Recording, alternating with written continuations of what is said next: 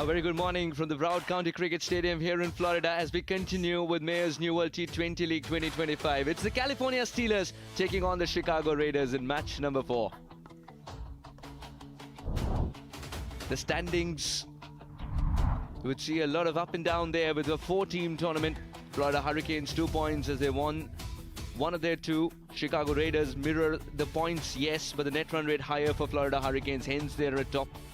New York Cavaliers and California Steelers 3 and 4 respectively. Remember, the 16th of November is when the grand finale would be played and you want to finish in top 2 to feature in that. It's a beautiful cricket stadium that's turning iconic with every game that's been played here. You've seen international games as well, and with leagues of this kind, I'm very sure that the records will tumble. Captain needs to come off today with the bat in hand.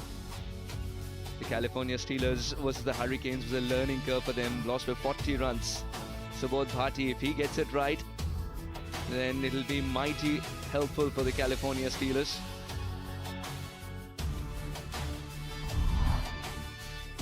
Yeah, that's how the first game looked for them. The Florida Hurricanes scored 173 for 4, and California Steelers in reply were bundled out for 133. It was a big learning curve, and Florida Hurricanes win by 40 runs.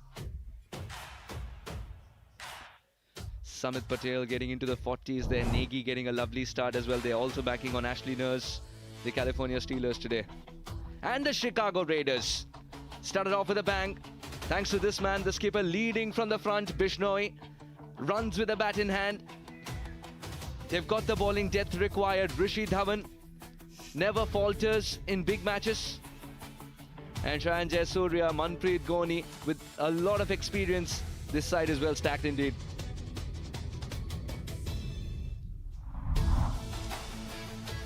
They took on the Cavaliers, who won the toss, and 187 for 4 is what they posted. Chicago Raiders in reply chased it down thanks to Chaitanya's 86 and unconquered in just 55 deliveries. Dhawan's half century, which was quick fire too, helped them get the momentum, and it's the Raiders who won by 5 wickets, and hence they're coming into this game with a lot of confidence compared to their counterparts.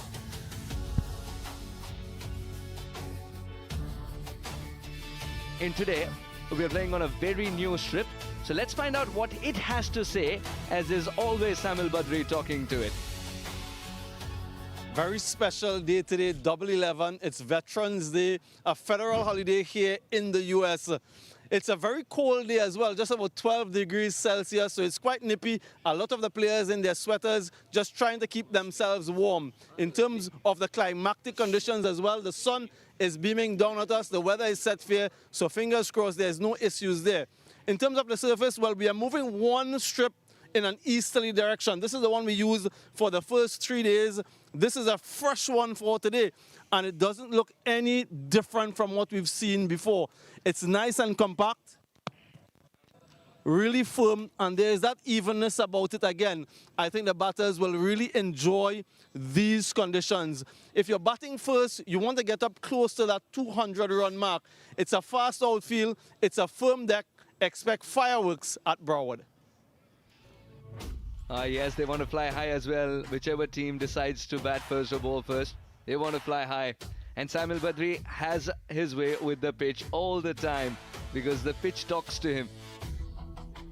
Now, the flip of the coin battle is going to be crucial on this surface. Let's find out what happened at the toss a while ago as Monali was there with the 2 skippers.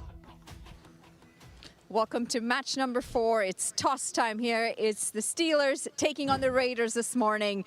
And to the left of me, I've got chairman of the tournament, Mr. Brajesh Mathur, our tournament ambassador in Sir Vivian Richards, Mr. Manu Nair, our match referee, and the 2 captains, Chaitanya Bishnoi and Naman Ojha. We're ready for the toss.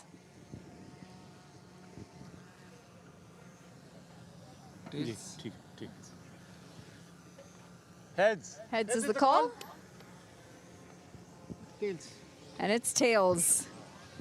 Naman, you've won the toss. What are you going to be doing and why? We are going to bat first. Our wicket looks very good, very hard, and hopefully we'll score good runs on the board and put pressure on them. It is a new surface. The weather's completely changed. How is all that going to impact you today? Yes, I think the weather was humid in last game, and today it was very cold. So it's very difficult to get warmed up. Hopefully, all boys will get proper warmed up, and from ball number 1, we will be like on the target. Now, you've also had some time off. What was that like in getting ready for today? I think we have like a couple of days off, so everyone has rejuvenated and make sure that they are ready for this game. Well, listen, best of luck and thank you very much. Thank you. Chaitanya, had you won the toss, what would you have done? Yeah, we would have batted first as well. The same reason the wicket looks really hard. In the previous games, there was a little moisture on the wickets, but today it looks really nice and flat. Might slow down a little bit in the second innings, but we're hoping it doesn't. Part of a really good partnership in the last game. You got some runs on the cards. How do you look to turn things around and pick up another win? Yeah, I think just stick to the basics really. We learn from our mistakes from the last game and do the things we did well. We do them again. So not thinking too much, just taking one over at a time. So if we do the same things we did last game, I think we'll win again today. And are there any changes to your The same side? team. Perfect. Go well. Yes, thank you. It's the Steelers who've won the toss. They will be having a bat first. All right, the Steelers winning the toss and choosing to bat first. And there's Dilshan Carter ready to come in and give the ball a bludgeon. Gajanan Singh at number 3. Samit Patel, who's already got runs at his belt. Pawan Negi, Ashton Nurse, who can provide that mighty finish. So both can bat and ball. Both Powell, Suyal and Sarabjit Ladda. Be prepared for some lovely spin on both sides, not just the leg spin. Namanoja, the skipper, behind the wicket as well in front of it. He's been excellent. Today, can he come good once again? And the Chicago Riders, Kenna Lewis, wow. This is quite a side here. Dhavan, you see him up top. It's been a new journey for him up top. Now Shehan Jayasuriya, he can be very crafty. Abhishek Jhunjhunwala, don't write him off. He loves the middle overs, especially to create a launch pad. Akarshit, Primus, Manan Goni with the big hitting skills towards the end and the pace. Imran and Vikas. This is quite a team indeed, led by Chaitanya Bishnoi. They want to continue their winning momentum. I'm Suhas Vedam, joined by the rock star from Atlanta, Faisal Shah. Warm welcome to the Combox. Thank you very much, Suhas. Wow, what a day to look forward to. You got 2 umpires, Judson Edwards and Owen Brown Jr. walking to the middle. What a change in weather. First day it was balmy hot here in Lauderhill, and now it's pretty cold. Everybody's got extra layers on. You can see players walking out, and this should be an exciting passage of play because Steelers won the toss, decided to bat first. There was consensus between the captains that both wanted to bat first. Very rarely is the case. 10 o'clock start, a bit of freshness in the air. There's still something for the bowlers, I feel, for the first few overs at least with the new ball. And it'll be crucial.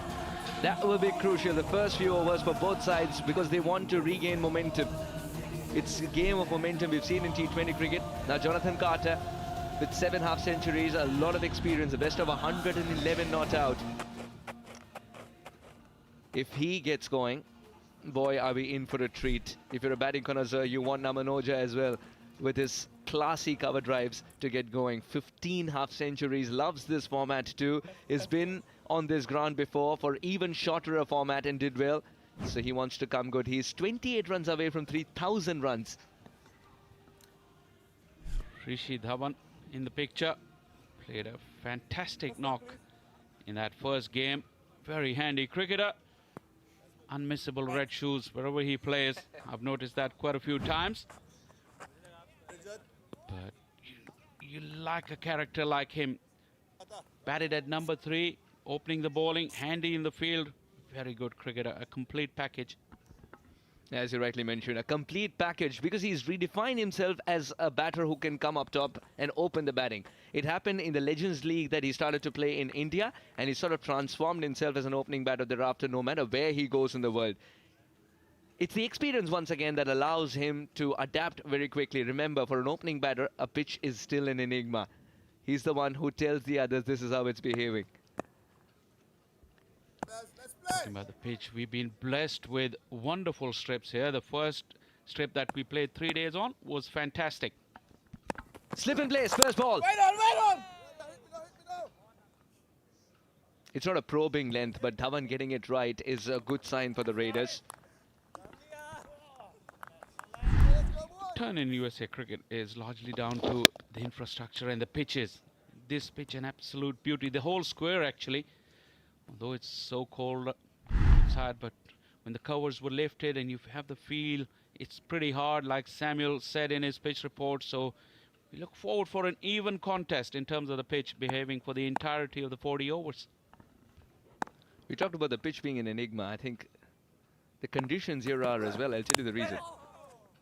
Any other day, a bit of timber on it. Dhawan searching for luck here. First runs for Carter, but not mentally. Well, an opener, like he said, faced with all kind of difficulties, will always take an inside edge or an outside edge as a boundary. But you're so right. Another day, it could easily have gone on and cannoned on to that off stump. Carter with a lucky start, something that the openers really do need at times. Now the comeback is awaited from Dhawan. Who knows, his margin of error is very little because only 2 men are allowed to patrol the boundary rope. Yeah, that's much better.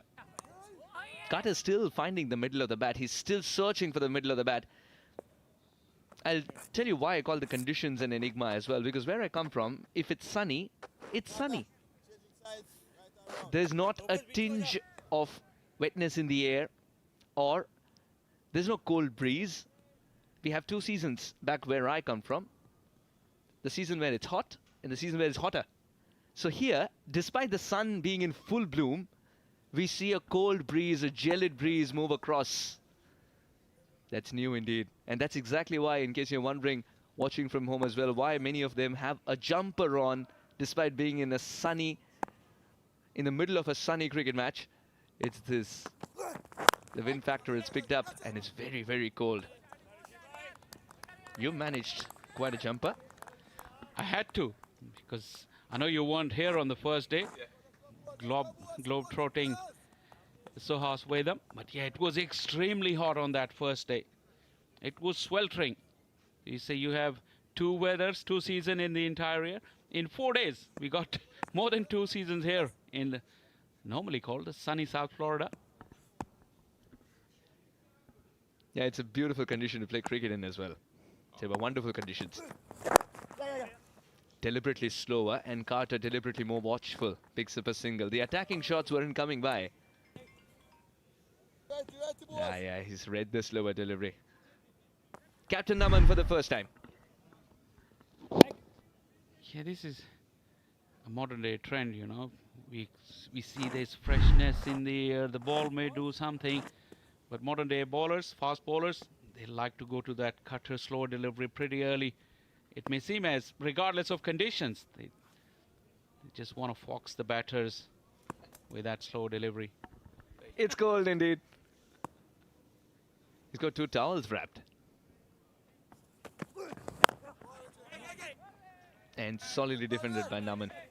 5 for no loss.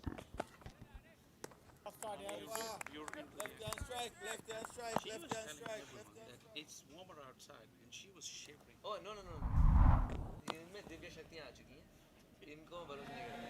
Because even though it was very, very cold, in Insead also, she would talk up in half sleeves and think, hey, what's the person? See? She felt cold today, Even though. Texas with 4 ACs, okay? Okay. Okay, today is Monali approved cold. The day you turn into a human again from a Pokemon, let me know. Or that Labubu, whatever you introduced me to. It's middle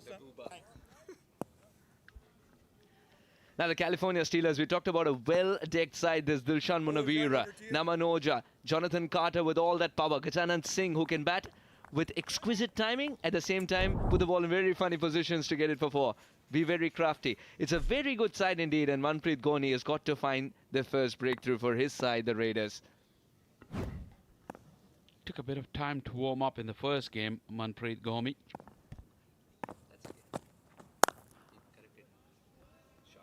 That was short, asking for trouble and put away.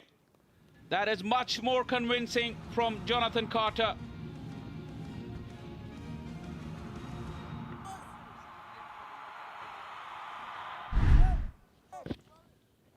Yeah, easy pickings and lots of real estate on the leg side. No one really guarding that area, let alone the boundary rope. Yeah, there you see, after it goes past the 30-yard circle, the fielder gets interested because he knows he's got to fetch it, not field. Did mention about Ghani taking time to warm up. That was a real loosener as well. Yeah, the engine's getting nicely revved up. No slip in place, interestingly, because there's a lot of wind. You would expect the ball to move. The wind factor is picking up as we speak as well. The flags are not frowning. So you want a slip in place to keep things interested. To keep the batter interested at least. After the first couple of days, yesterday was pretty windy as well. And we did see the first innings of the day. There was a bit of movement with the new ball. We haven't seen much evidence of that today. You want to throw those doubts in the batter's mind. On this surface, there's something in it for a fast bowler who's willing to bend his back. Back of a length once again, and Ghani is finding that right spot where the ball is bouncing a little less than what the batter is expecting. It's the second time in Carter's 8 deliveries that he's actually played a footwork-less shot for a ball that he thought will bounce more.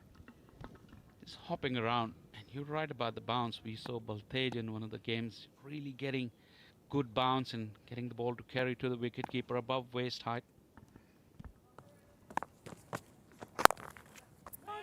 The engine is still revving up. Talking about the movement, to extract that, Ghani will have to get it a bit fuller.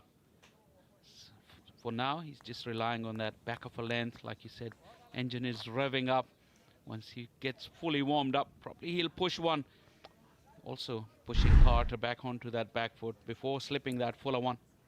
Yes, Amil Badri mentioned the 200 plus on this surface. It's looking very hard, and as the day progresses, it might change a little bit. Still conducive conditions to put the runs on the board and bat well.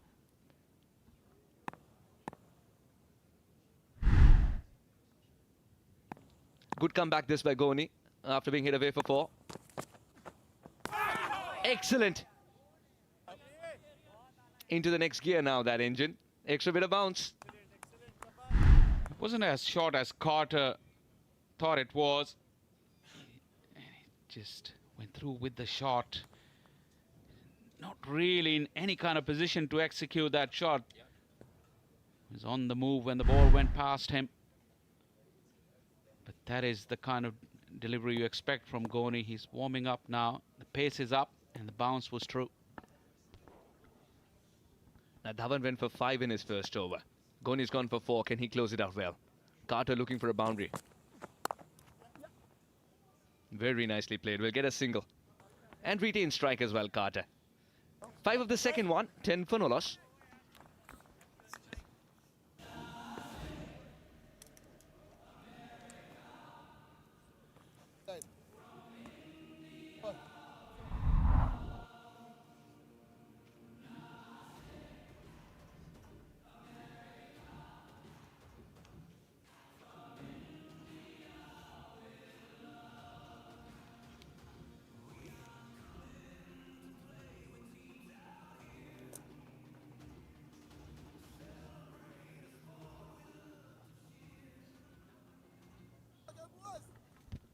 Two overs gone, 10 for no loss. Now the Chicago Raiders are taking on the California Steelers. 2 versus 4. The Raiders, they want to maintain that second position, if not climb up top and get to the top of the table. Get to the peak. Ooh, that was very, very close to that off stump. The ankle's helping Dhavan. Carter is realizing this surface is not always about flashy strokes. Different angles, different bowlers for left-handed Carter. Dhawan around the wicket, angling in. Ghani was over the wicket, taking it away from him with more bounce. Dhawan is not as high as Ghani. Just side arm and getting the ball to skid under the bat of Carter. Different challenges offered with the new ball for Jonathan Carter. Big swing and it'll be a wide delivery. Kenna Lewis is suggesting, but that was within the guideline. But the man who matters has his arms wide open. Got to watch the feet of Jonathan Carter because that one went wide of the crease. But Jonathan Carter did come across, so that blue line almost becomes redundant. When you do that as a batter, that is a very good call from umpire Owen Brown, to the surprise of Rishi Dhawan and Keenar Lewis. But a fair enough call in my opinion.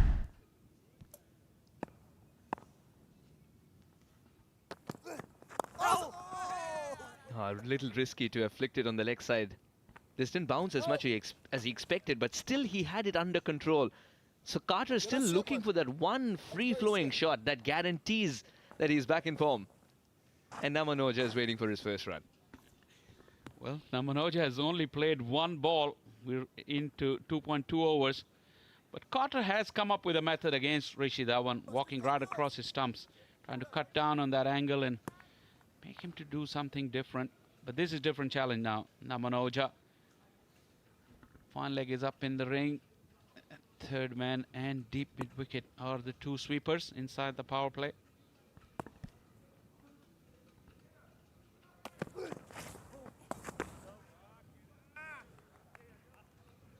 Adjusting to the righty-lefty combination on a windy day, you got to be very accurate because the moving ball will take it further away. This is experience versus experience. Namanoja versus Rishi Dhawan. They've been up against each other in the longest format of the game as well. Back in Ranji Trophy as well, this Madhya Pradesh boy versus Himachal Pradesh boy. And we quite enjoyed their duels. Here, completely different setting in coloured clothing. Battle within a battle. Right now being won by Dhawan for sure. Good correction from Dhawan, making up for that wide that he conceded earlier. In this tournament, we see plenty of crickets. We all know and appreciate that they're past their prime, but what they make up for that is the experience they've gathered over the years.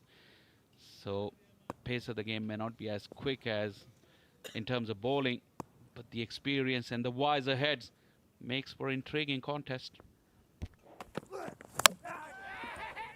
This makes it even more interesting a contest. Along with intriguing, Namanoja going for a flashy stroke and misses a completely straight one. Third delivery. Well, that you miss, I hit will never get old.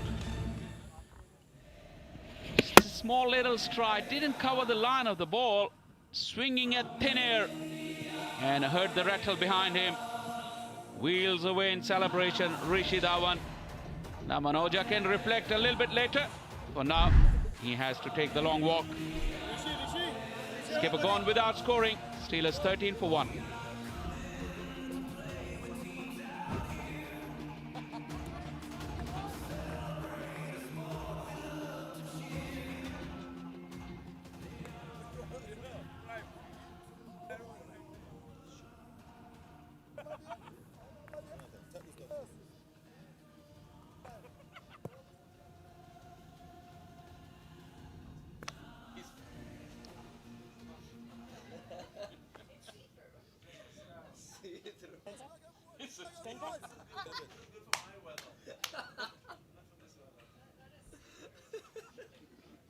$13 for 1, and Dilshan Munawira, again with a lot of experience, he's replacing the skipper out there. Off late, he's played a lot of cricket in this part of the world, and I really hope he's already accustomed to the conditions over here. Very close to have played on. Now Rishi Dhawan, when he gets it right, he looks like $1 million. There you go. Pitching the ball full, and it goes on to hit the middle stump. Namanoja felt the need to push the scoring rate, but the execution was not very good. Namanoja's entire cricketing journey, especially in the longer format of the game, was characterized by finesse and class, and never playing a shot that's outside the textbook. Getting out to a hoik like that will hurt him. To a pretty straight ball. It was an innocuous ball. Taking nothing away from Dhavan though. Successful over. 13 for 1.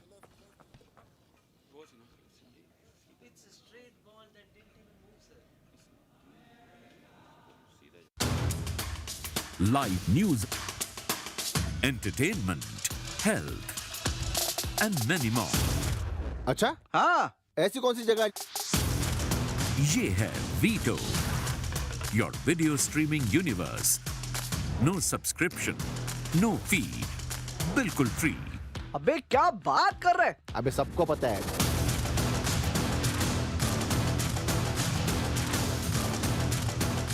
Veto, download now. 13 for 1 in 3 overs. Now Shehan Jayasuriya in the power play. Again, all that experience bowling in the MILC as well. In the power play for the West Coast, he's been terrific. Now can he do that once again for the Raiders? Raiders have kept the Steelers very quiet. 13 for 1 in 3 overs with the captain back in the hut. That increases Carter's importance manyfold. The set batter out there. The runs have not really flown. Otherwise would have been a flying start with Carter and Namanoja and the names that you see. One with firepower, the other with finesse. Looks like it's a cold start for the batting team as well. They haven't hit their straps. Couple of inside edges. And then the wicket. Talk about Jonathan Carter has also played in the domestic leagues here in USA, so he's familiar with the conditions. So is Shehan Jayasuriya with the ball. Loves this shot. Dilshan coming from the land of spin himself. He was waiting for something where he can get it over the infield. Collects his first boundary and first runs. You see, he did take that stride, but never was looking to cover the line of the ball. Just gave himself that space to open up that offside. Use of the wrist to get it up and over that fielder. Inside the power play, plenty of spaces outside of 30-yard ring. That is a good start for Manuvera.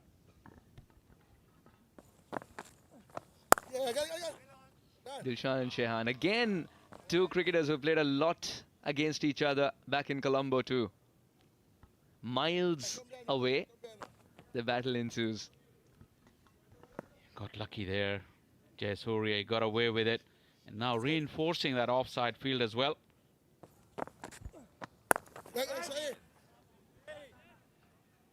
With that angle, to keep the umpire interested as well, he needs to bowl within the line. That's exactly what he's doing. And Shehan's not turning every ball. He's playing with the illusion of spin here versus Dilshan Manavira. Oh, that single is a stutter. But they make it eventually despite it being a direct hit. You may still want to have a look. Umpire Owen Brown. I think he has decided against it. Yeah, that stutter, never ideal. We've seen already in this tournament crucial runouts, breakdown of communication, and as they say, never run off a misfield.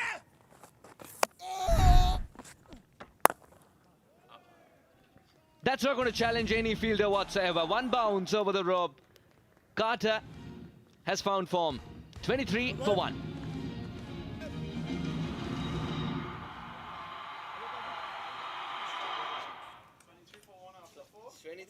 Sir. Where is it? What are you guys doing? Sir, we picked up one. It's T20, you know.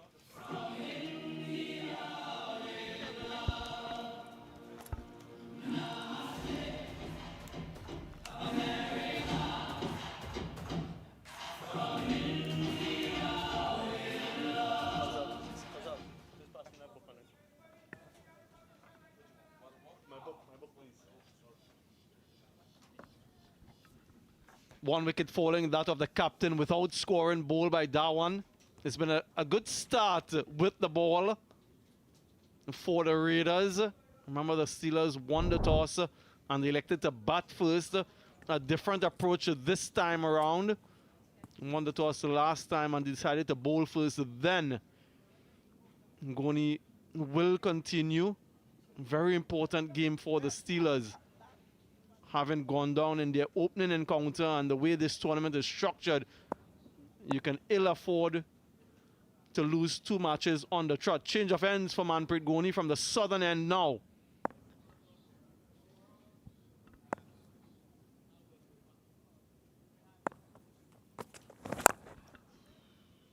And down the pitch straight away, looking to capitalize on these final couple overs of the power play. John Kent alongside me, looking very warm in your sweater. John, it's a cold morning. How are you today?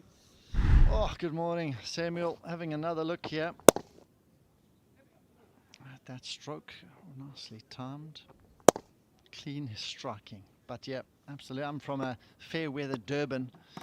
And this is going straight through me, this cold breeze today. I've got to say, it's extremely cold out in the centre. That wind is ice cold, and the Steelers can't afford to win the toss here and not get off to a good start. As you mentioned, a loss in their very first game. They need to fight back strongly and immediately. There's not a long time to turn around a campaign in this tournament, and today needs to be their day.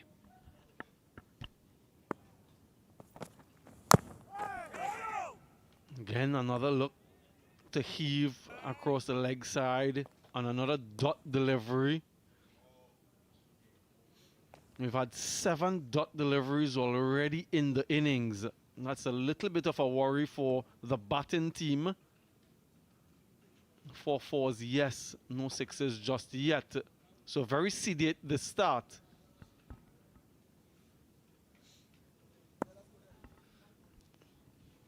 Deep square leg, deep extra cover, his 2 protectors.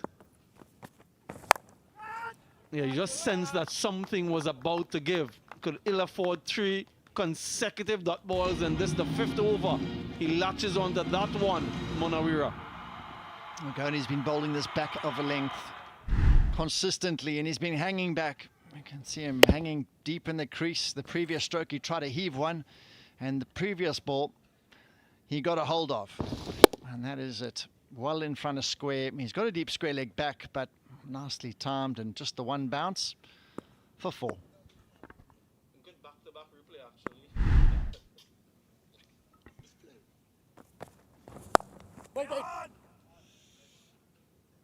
actually. A good response from Goni, and just the length slightly. Just sitting back, predicting short of a length delivery.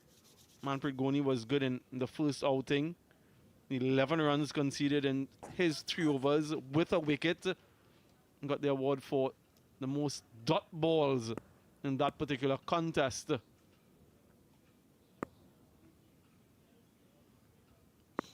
Eyeing a boundary again, Dilshan. Yeah, he gets him again, even better this time. A whip of the wrist, and it's the first 6 of the innings. Quite wristy from Dilshan Munawira. Great bit of premeditation.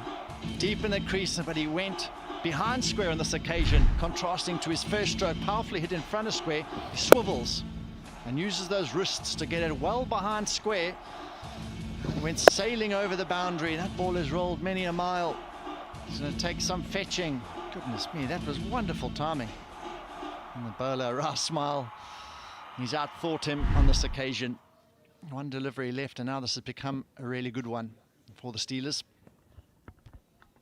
A little discussion in terms of the line and perhaps the field placement. Who has the knowledge on Dilshan Munawira? Where are you getting that intel from? Special day today, it's Veterans Day, federal holiday here in the US. It's double 11 as well. Which one of these teams is going to make it special for themselves?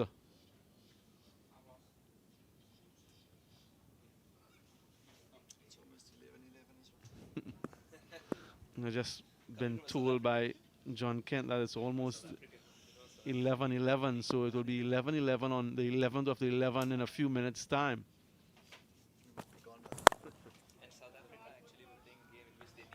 Now 11 runs from the 5th over, 34 for 1.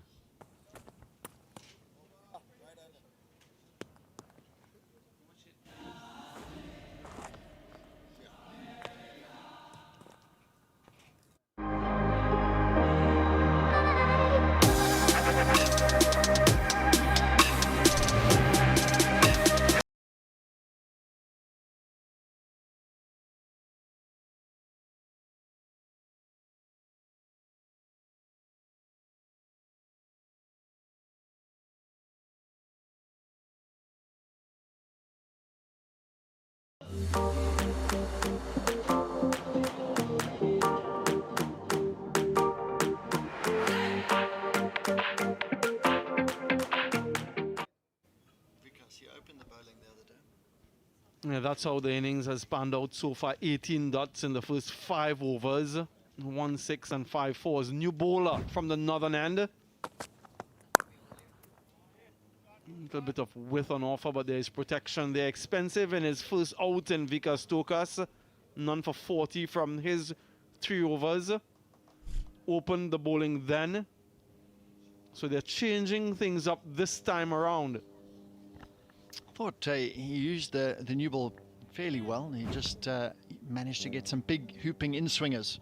And I think the ball would have travelled around the vicinity in the last few overs, getting hit for a few boundaries. So the shine, and there might not be much swing on offer at this stage, with the ball being 5 overs old. When we say 5 overs, it seems old, but in the old times, it'll be new for a very long time, not these days.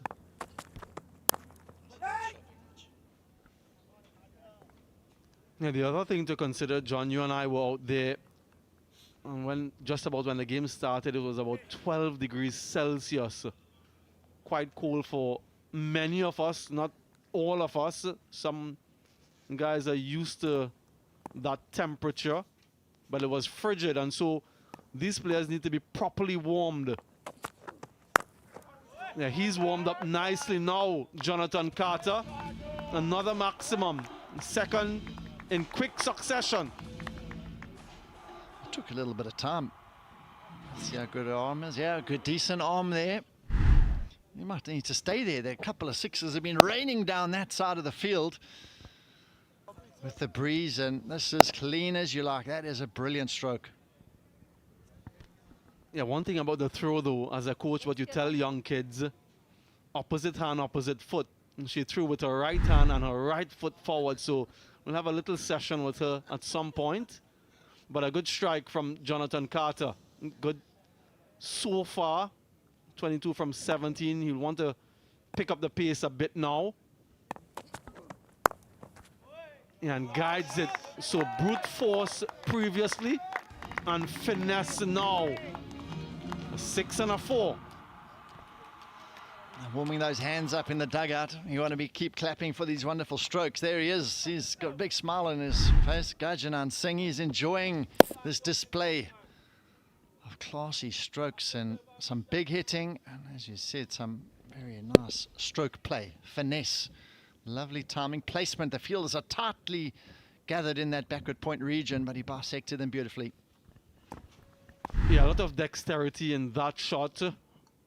Can he score off this delivery as well? So important to score off as many as you can. There goes again. Does he get it? No, he doesn't. So Tokas strikes back, and a celebration as well. So Jonathan Carter, after hitting a 6 and a 4, he perishes, and the Steelers lose their second. Oh, he's disappointed. He fancied this bowler, Vikas. He's doing a march of his own.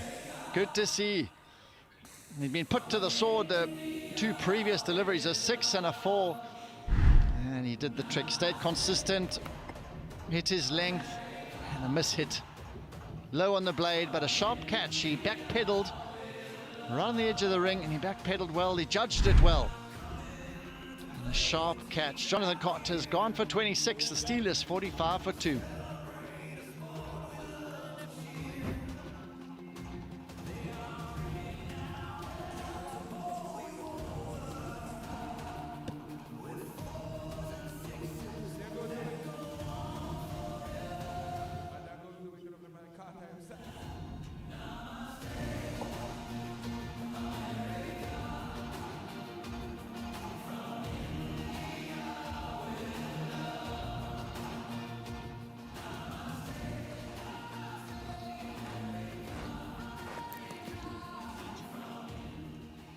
Delivery to go, sir. Bowler's right over.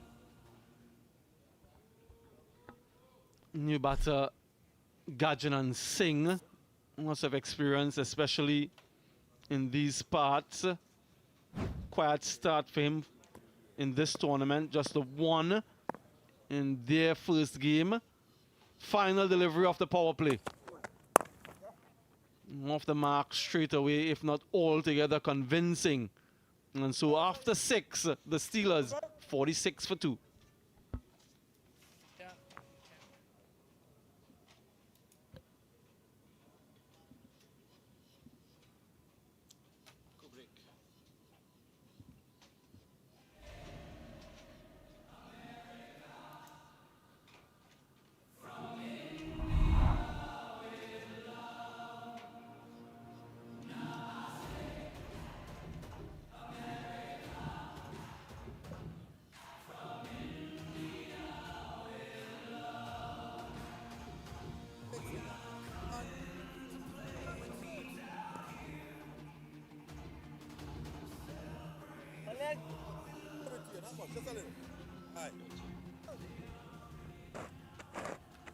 Yeah, both openers back in the hut now.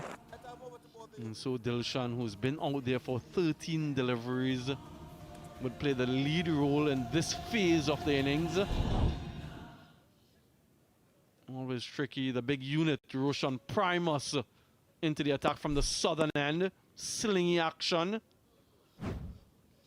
What's his line of attack for the left-handed Gajan and Singh? Lots of familiarity between these two. And starts on target.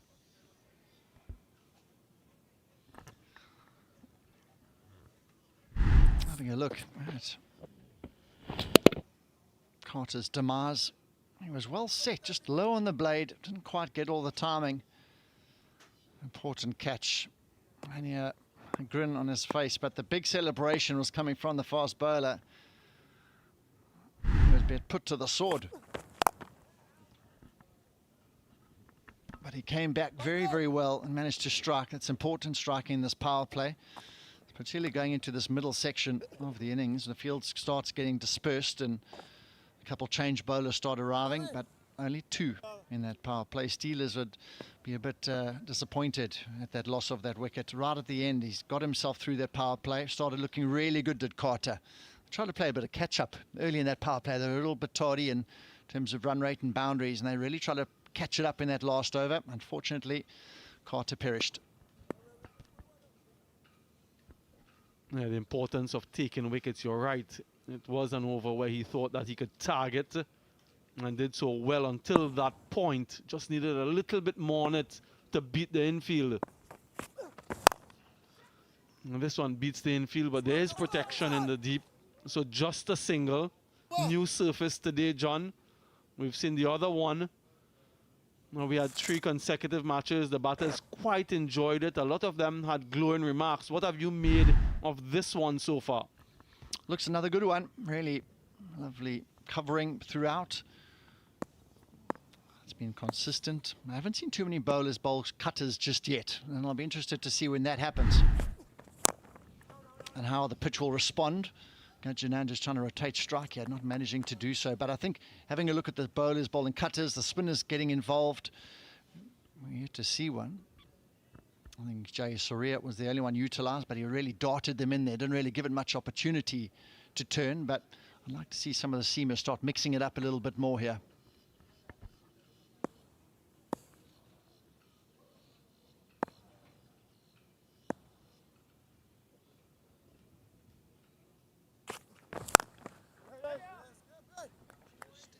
Another dot delivery, so it's a good start. The first over outside of the power play.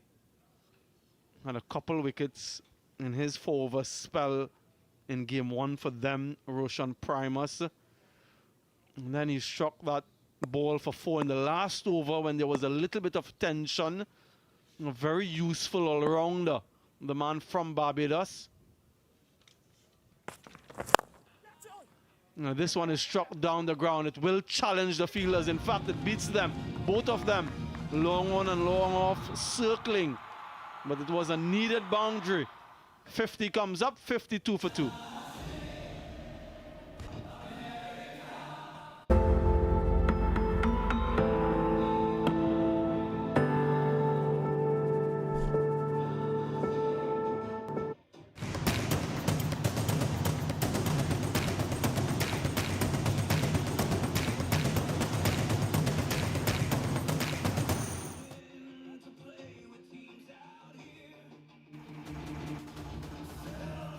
Another wonderful day for cricket, albeit a little bit on the cooler side.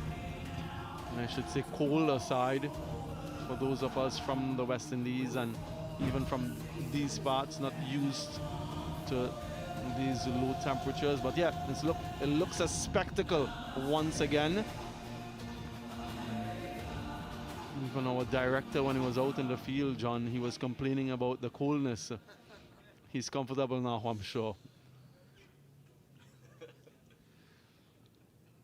Right, who's up now? It's Vikas Stokas again. Success in his previous over. Monarira will be looking to up the ante. They know how good this surface is. He gets hold of that, but again, there's protection in the deep. I mentioned, John, the importance of this game for them in particular. Last ball of the last over, though. Struggling for timing, and he did that on that occasion as well. Very low on the blade. In the first game, he hit one straight to mid-off. I was pretty disappointed with that, of course, but just need to stay in the stroke a little bit longer on the front foot when the ball's staying down on you. Getting quite a few deliveries hitting low on the toe end of the bat.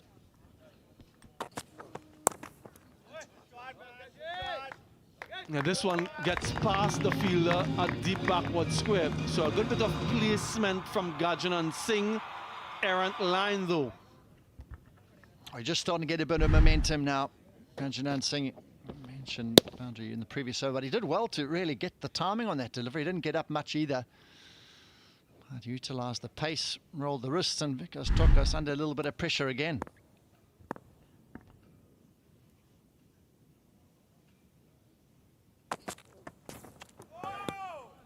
Every time he gets hit for a boundary, he comes back with something special. And just across the left-hander. Gajanan Singh rehearsing the stroke that perhaps he was looking to effect.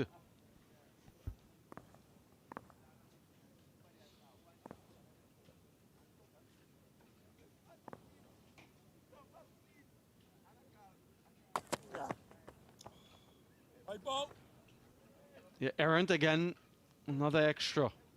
Too wide down the leg side. Gajanan Singh will feel a little bit aggrieved that he missed out on that with a fine leg in the circle. Quite right, he just needed something on that. Anything, even a thigh pad would have probably rolled away for four, but that's the man around the corner he just needed to beat. There's the man on the boundary just behind square, and then looking at the other sweepers, long off, deep cover. Tokas has got plenty of protection here. Just don't give any freebies away at this stage.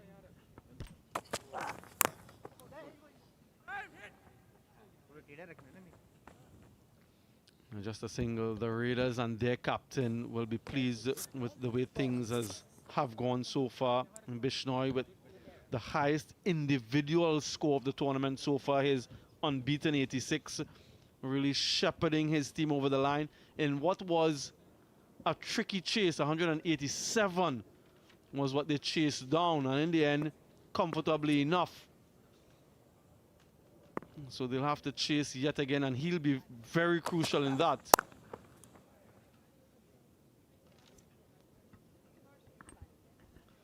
Yeah, they chased down really well the other day, and I'm talking about the skipper lead from the front. Rishi Dhawan, a half century.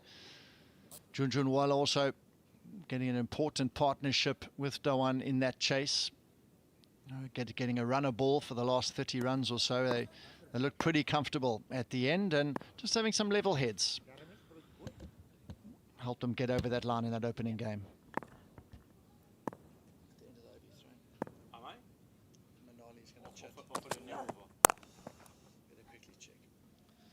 Yeah, just a dot delivery. 8 from the over, 8 gone. 60 for 2. And let's head pitch side where Monali Patel has a special guest. Thanks a lot, Sammy. I have got Gautam Vadera, who is the governing council member at Mayor's New World T20. Thank you so much for joining us. Let's start with talking about your role. What does it entail? See, I'm a former cricketer and a part of the governing council. And at the moment, I'm helping Brijesh, who's my friend for years, to get players, from different countries, from India, from the Caribbean, from other countries. So I'm helping him, and we want to have a very successful league. So if you can see the kind of players we have, they are all known, they have played for their countries, and they have also played for IPL, and they are doing pretty well here. Yeah, absolutely. The standard of cricket has been incredible. Now, what are your thoughts on the tournament so far? I think everything is under control. We are having some good games. We had a last over finish yesterday, and the other teams also, day one, there was a good total of 183. So I think the tournament is under control, and the teams are really doing well. They are putting in a lot of effort, and we are getting some good results. And vision-wise, where do you see the tournament going from here on in the future? See, we are here from India to USA to promote the game, and I'm sure that we are going to promote in USA and take this game, especially in USA, just like IPL, what we have in India. Now, in terms of the level of cricketers you've spoken about your vision. How do you see this helping the development of cricket, not only in terms of Florida, but also USA cricket, and also grassroots development? I think grassroots is very important since, a lot of players, they have performed. If we see one of the players who was the coach of the Indian women team, scored 11,000 runs, but, he could not make it to the Indian team. So there are a lot of cricketers who are good, but unlucky. Maybe, they were performing, but the other senior players were performing. So we want to promote at grassroots level, and especially in the USA, because there are academies, but the kids are not getting much game. So anybody who's doing well, maybe we have more players from the USA team in the next edition of May's tournament. It sounds like excellent plans and a great vision. Thank you so much for taking the time to speak with us. Back to you guys upstairs. Thank you. Thank you, guys. Lovely to hear from Gautam with Manali there about plans, future, grassroots, and where they want to grow. And they certainly want to grow year on year. Stifled appeal at last delivery. Primus didn't get up very much, but that's pitching certainly outside the leg stump by quite a distance. But Faisal, welcome. Thank you, John. Over exuberance of Roshan Primus. Why was that? Because it pitched way outside the leg stump, wasn't even close. So, case is killed right there and then. Handy partnership developing after the loss of Manavira's wicket. Pulled it onto his own stumps, and Primus keeps asking the questions, and he's got the answer on this occasion. Another wicket, a timely wicket. Didn't get half as excited about this one as he got on the previous delivery, because the result here is pretty conclusive. We've seen a few inside edges go past the stumps, not on that occasion. And that is a big wicket. Wickets will stem the flow of runs, and Roshan Primus is a wicket taker. Manavira gone for 21, and it's 64 for 3.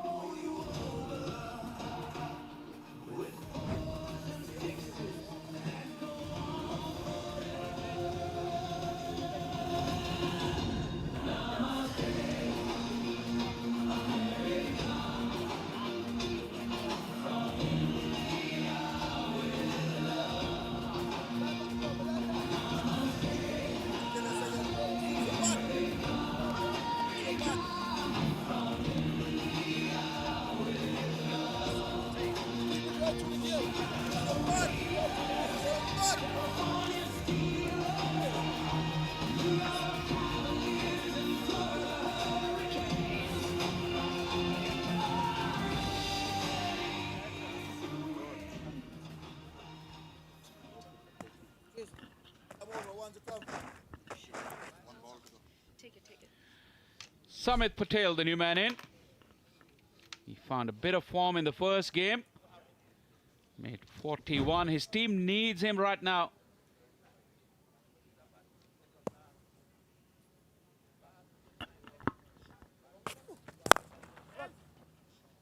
Starts well, off the mark.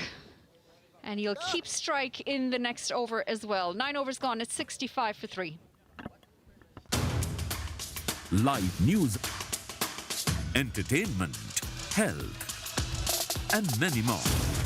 अच्छा हाँ ऐसी कौन सी जगह ये है Vito, your video streaming universe. No subscription, no fee, बिल्कुल free. अबे क्या बात कर रहे अबे सबको पता है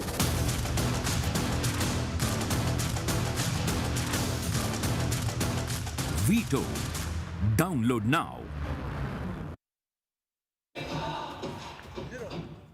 Almost at the halfway point, 65 runs on the cards. Middle mic, yes, sir. Issue is the Steelers have lost 3 wickets, and it's 3 decent wickets as well. This man on screen, though, he knows a little bit about batting. Got quite a lot of records, and he's certainly played a really high level of cricket for England. Jayasuriya bowled 1 over inside the power play. It was pretty expensive. We'll get a chance to have a go again.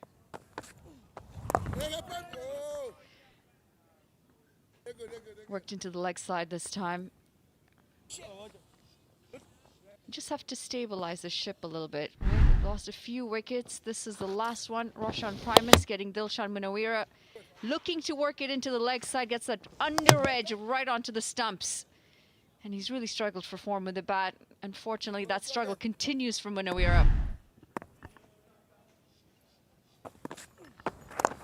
That's right. And just have to buy their time, rotate the strike, and as I mentioned, almost at the halfway point, so plenty of overs to come still for the Steelers to get into a bigger total. They need a partnership. Kajanan has got himself a start. And Samit, who, like I mentioned, had a good knock in the first game. This could be crucial. Kajanan Singh, not so long ago, was playing regularly for the USA in the middle order and doing quite well. It's really fallen off of the favor because of so much competition.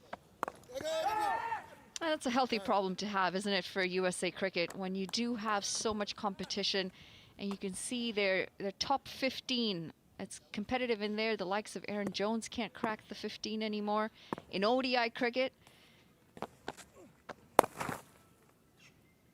And it just shows how much the impact of all these leagues, minor league cricket, major league cricket, is having on developing the sport across the country.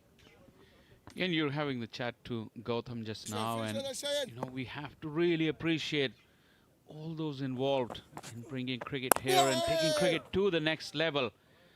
There's a lot of people who have contributed in this success. At the halfway stage, Steelers 69 for 3, and time for drinks here at the Broward County Stadium.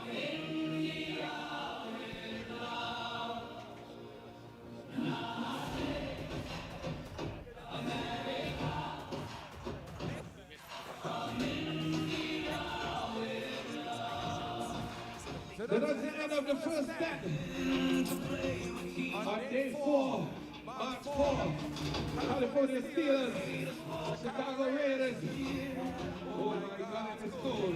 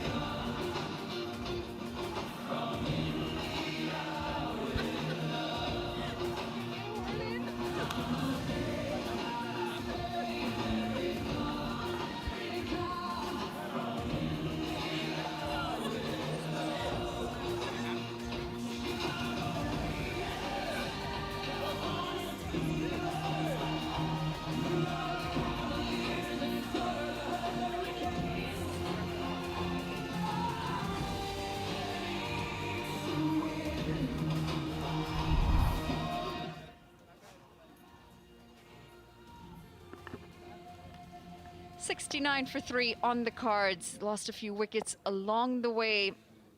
Just starting to find his feet. Gajanan Singh, he's had a bit of a hard time with the bat as well recently, so he'll be happy to have gotten this start. But the point is to now take this start and to convert it into bigger score. And this partnership's going to be key for the Steelers between Gajanan Singh and Samit Patel. It's always crucial that over number 7 to 15 period where teams can lose their way by losing too many wickets. They've already lost 2 wickets in that phase. As we see Manpreet Ghoni getting ready for yet another spell. He's bowled 2 spells of an over each. Bowling from the commentary box end. And that's why Gajanan's role is very important, to give support to Samit Patel and take his team forward.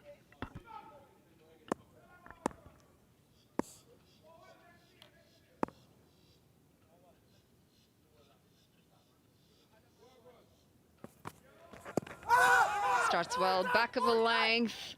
I think sliding down leg, but not a bad shout. Very innocuous delivery. How Gajanan missed that. Pitching outside the leg stump. This delivery should be taken for runs. Ghoni is not impressed, but it was clearly pitching outside. You've got to love the confidence in that appeal, because he was sure that he had his man. Similar was the case in the last over when Roshan Primus had exactly the same type of delivery, clearly pitching outside the leg stump. The enthusiasm and the emotion in the appeal was quite similar.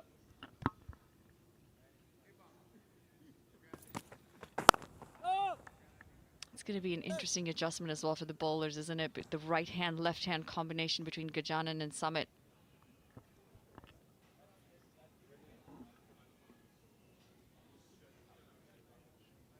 Couple of near misses there for the batters. That shout, there you go. It was pretty evident with the naked eye, but this is a real that emotion, such an experienced man. That is incredible. Just can't get it past the fielder. It's a couple of times now into the offside for Samit Patel. Samit Patel throughout his career has been a pretty underrated cricketer. He's got that languid bat swing. Looks very, very elegant when he plays. Obviously, he's played a lot of red ball cricket in his time.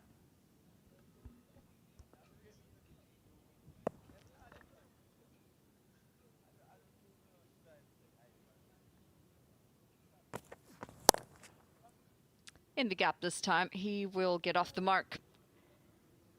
Going at 6.6 runs and over. At 8 runs and over, they get to 145 from here on, 146. You'll feel that they want to get close to that 170, 180 mark to feel comfortable to be able to defend it in that second innings. Yeah, that current run rate will take him to 133. That's exactly what they made in the first game. Not enough under these conditions. Down the track this time. This is high up in the air, and there is a fielder getting under it. That's going to be the 4th wicket. Safe pair of hands, and Gajanan Singh has got to walk back.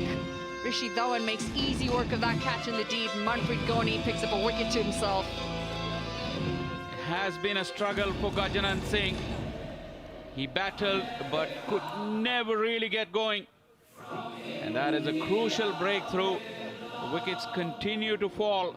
And the partnership that the Steelers need is not coming in those middle overs.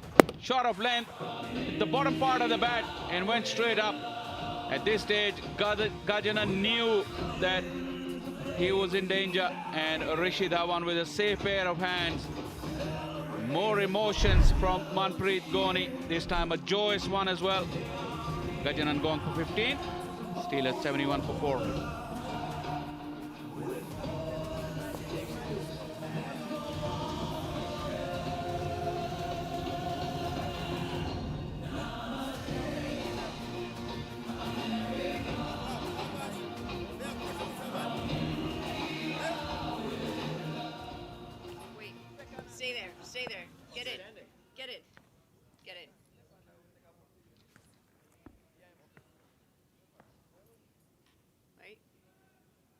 got to get in. Okay, ready?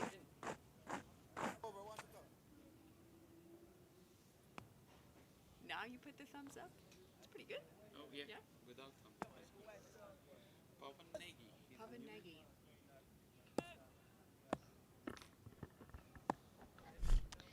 Pavan Nagy, the new batter. Thick inside edge to start, and that's going to round off the 11th over. It's 71 for 4.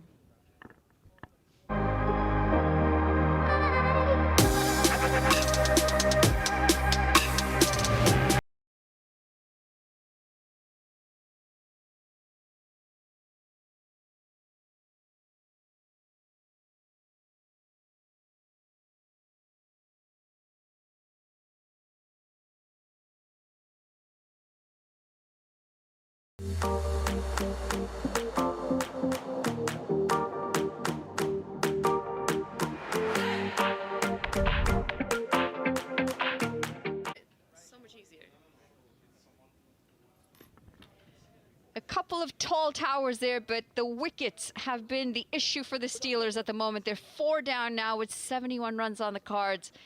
Plenty of overs to come.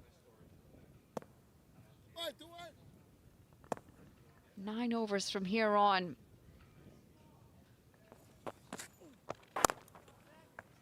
And starts well, Jayasuriya.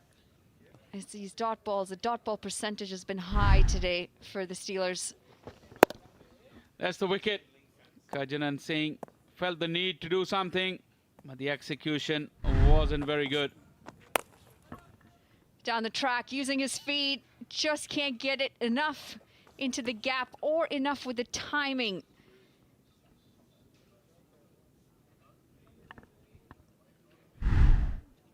It's like It was a length ball. It's just that Kajanan didn't really got the timing right. He was looking to hit it a lot straighter, and he had to drag it in the bottom of the bat.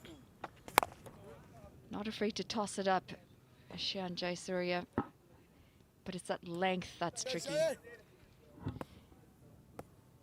It's been 25 deliveries since the last boundary. Chipped into the leg side. He'll get off the mark here, Pavan Nagy. Between the overs, we did see that the Manhattan chart. As we see, this one looks like it got stuck in the pitch or early into the shot. That wicket of Jonathan Carter really was the catalyst, and the innings has nosedived from there. One's kept a little low as well. He does well to squeeze that into the offside for another run. Yeah, that loss of wicket of Jonathan Carter, at that time the innings was almost taking off. He got 3 good overs, and then that wicket of Carter, then the run rate came down and wickets fell. Tossed up again, and it's going to be a dot. An excellent over from Shan Jayasuriya. 12 overs gone. It's 74 for 4.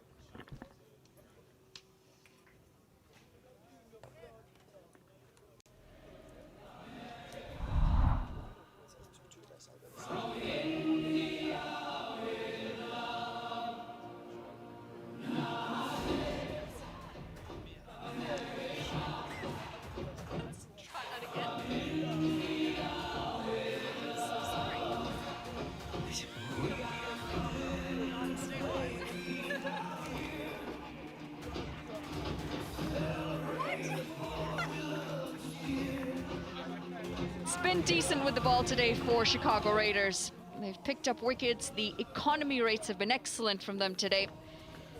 Just the one bowler, because 2 overs, 20 runs, but he's picked up a wicket, and those wickets, as you can see, have just pegged away at the Steelers' batting lineup and any sort of progress that they've made. Goni back in. Flashed through the offside. And despite the chase, it's going to get over the line.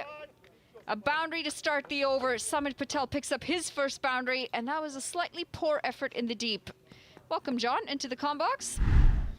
Yeah, not sure I would have been diving around either, to be honest. It's pretty cold out there, but Junjun Wallace stuck out his size 8s, I think. that wasn't able to haul this one in. But Goni, he bowled 3 overs last game, really good. Great day. He's opting for the 4 overs today. Hope he feels not too stiff tomorrow. Leg side this time, calls for catch it. And short of the fielder. You can just see the aggression starting to come out in Samit Patel now. He's starting to open up those shoulders. You know, it's the cold that seizes you up, isn't it?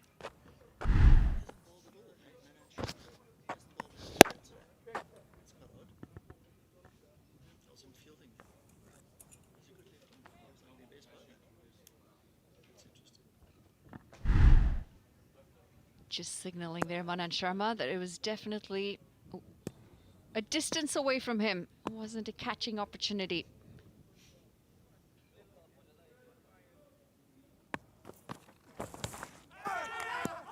Leg side this time. And they're asking for a caught behind. Umpire not convinced. He didn't say wide, and they're appealing. They come off the pad, but there's no going upstairs here for those type of things. He's trying to say, can you walk? Is he asking him to walk? There are not many that go along with that these days, let's be honest. Were you a walker? Well, if it's loud enough and obvious enough, I think there's no point hanging around. There's some guys stand when they hit it to first slip. You think just off the top of that pad.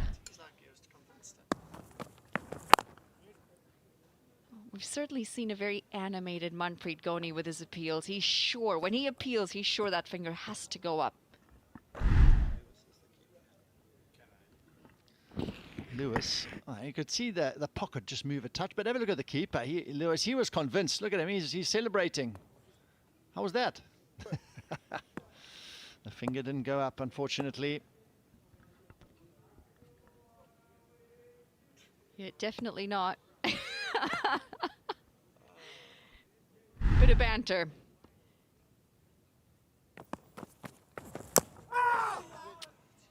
Another inside edge. He's got a couple of those now. Pavanegi, he just sensed these dot balls are starting to create a bit of pressure here. One delivery to come. I've seen a lot of these today. Inside edges. He's trying to hit that on the offside pretty square. The ball's fairly straight, so it's a tough stroke to start with. On the wicket, that's probably staying down a bit today, more than we've seen. It's the first game on this strip in this tournament so far, so proving a tougher time out there in the middle for the batters today.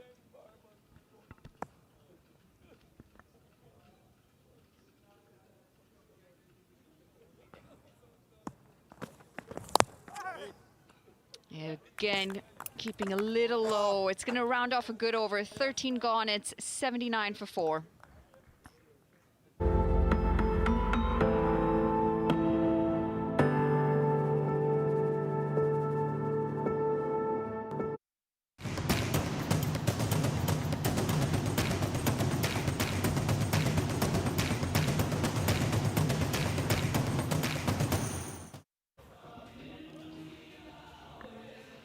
This projected scores, a slight worry if you're a Steelers fan. The current rate just gets them to 122. I mentioned they need to be around that 170, 180 mark to be comfortable. And batting struggled for the Steelers. Second game for them today. Second game for both sides today, in fact. Giving himself some room, Samit Patel. He's certainly trying to find those runs. A couple of attempts in the over before as well. Found the boundary once. Fired in this time from Jayasuriya. Well, there's Manan Sharma. He's grazing in the deep. And he was a quality left-arm spinner in the previous game, and he hasn't bowled an over. He bowled all 4 overs. Maybe he's a bit stiff today and picked up a niggle. He's an important player for them in this tournament. Oh my gosh! Pick up a single here, Pavanegi. It's been a struggle for him, though. 2 off 9. Swing. I tell you what, as a player, I'd rather be playing in the hot sun than this cold weather, because those fingers are going to be nimble. You don't really want the ball to come to you when they're a bit nimble, do you? Well fielded. Keep it to just a single there. Not sure there'll be too many takers, but an idea could be to do a lot of running around and keep yourself warm out there. But I don't think there's going to be too many takers in that regard. Oh, in that case, I think you've got to blame the Steelers for not making them run. There's the finger. Fired into the pads, misjudged. And Pawan Negi's struggles finally come to an end. Shihan Jayasuriya is going to pick up a wicket here, and it's all starting to fall apart for the Steelers here. Jayasuriya didn't even bother turning around to appeal. He just set off with the arm raised, celebrating. Luckily, Lewis, the keeper, did an appeal, and the finger came up. But as you mentioned, Negi never really found his timing today. And this was how it ended. Wide of the crease, darted in, hit him on the back leg, and that is absolutely plumb. He's just looking back to see if the finger was raised, but it was in the end. Negi, he's gone for 2. Steelers now in trouble, 82 for 5.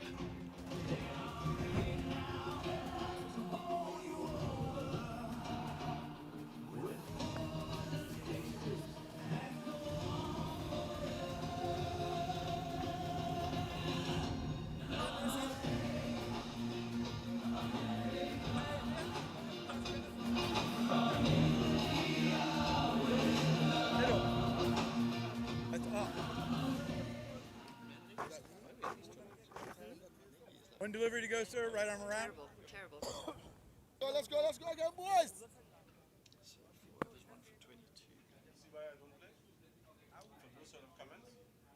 You've got to end on a high. I agree with you.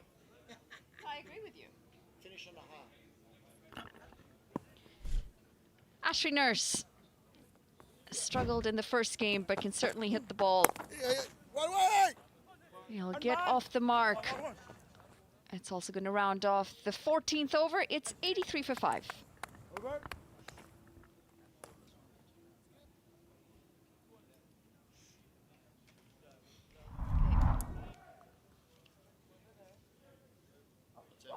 We're going to take a... What's that? You've got to get in the shot, okay, for this last over. Hopefully we get some good things to talk about. What do you love? Look at the pose. No, we're not.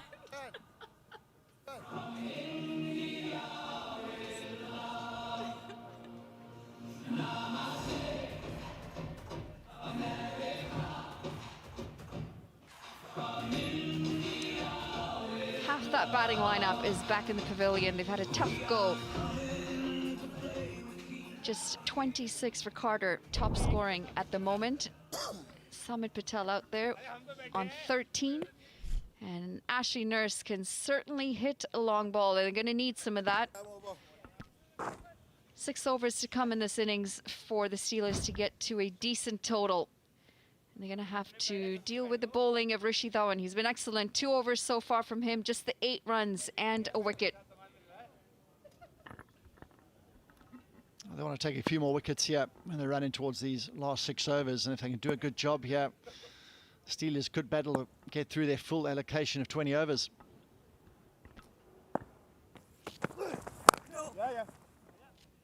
Back of the length and a good start to the over, and he really had to step on the gas there. Just jogging across Ashley Nurse, and it would have been a tight one. Oh, he was trotting along, and then the fielder, good slide, and it's a strong hand, and Ashley Nurse had to go. Got rudely surprised by that fielder at extra cover. Good work. It's terrible when that happens, isn't it?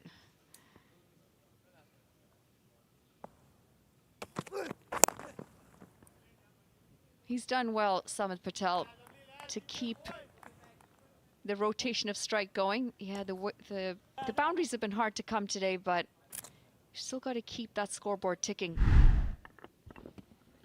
Having a look at my Nurses there, straight on the back foot. Jayasuriya darting in those off spinners, bang on target. And he struck again. They kept striking throughout this innings. That's what's kept them ahead of the game. It's well bowled, fired in, and an important dot. 17 for 2 in the last 30 deliveries, and it's been 14 deliveries since the last boundary. Really tells a story of how excellent the bowling has been today from the Raiders. Also like that they've used Goni early, haven't waited till the end, used one of their best bowlers to really put the screws on the Steelers batting.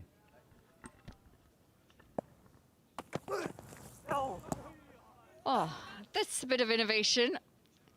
Unsuccessful though, Ashley Nurse. At least Kennard Lewis finds all of it funny. Oh, he took a tumble here, interesting stroke, but have a look at the keeper here. Whoops, careful, he's not as flexible as he once was. The momentum was going the wrong way on that one.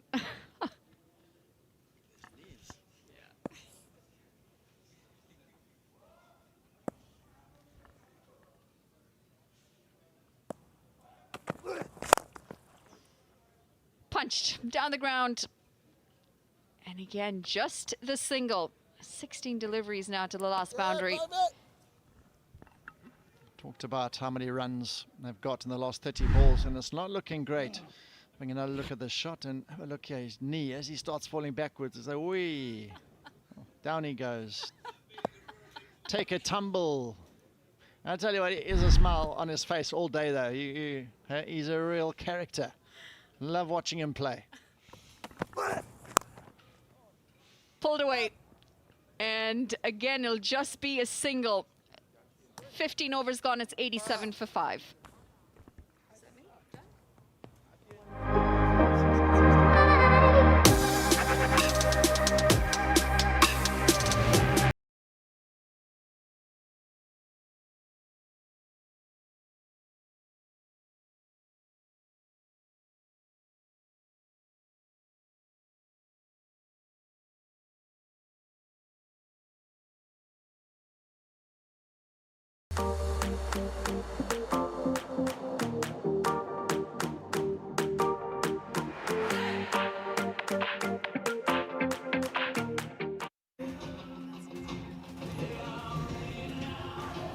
46 for 2 in that power play.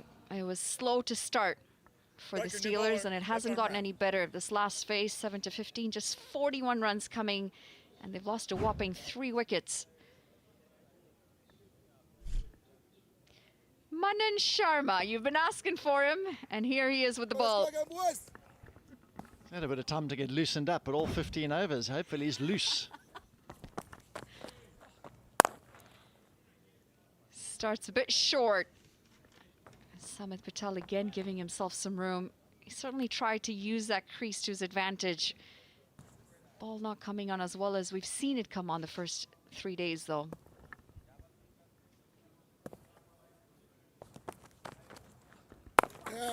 Maybe it's just taken a bit of time for him on the deep mid-wicket boundary to get his captain's attention.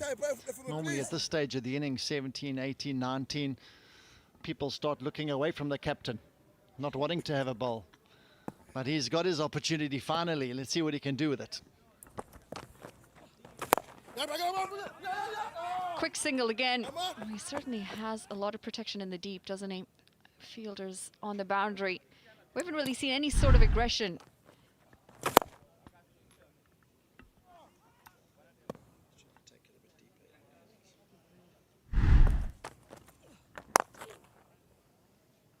Again, trying to come down the track, Samit Patel doesn't get the timing.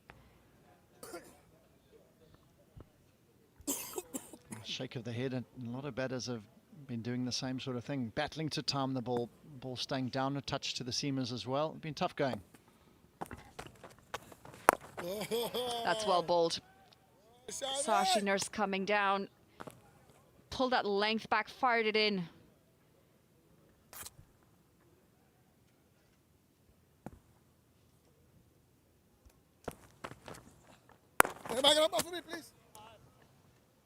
Excellent over. 4 runs coming off of it. 16 overs gone. It's 91 for 5.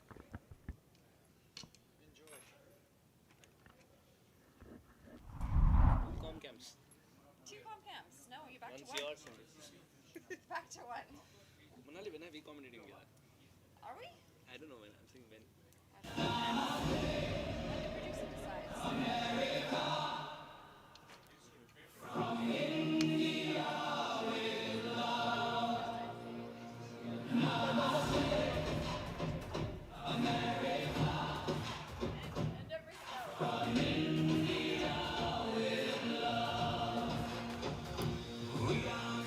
Between the 4th and the 6th overs, that's when the real Manhattan started to appear for the California Steelers.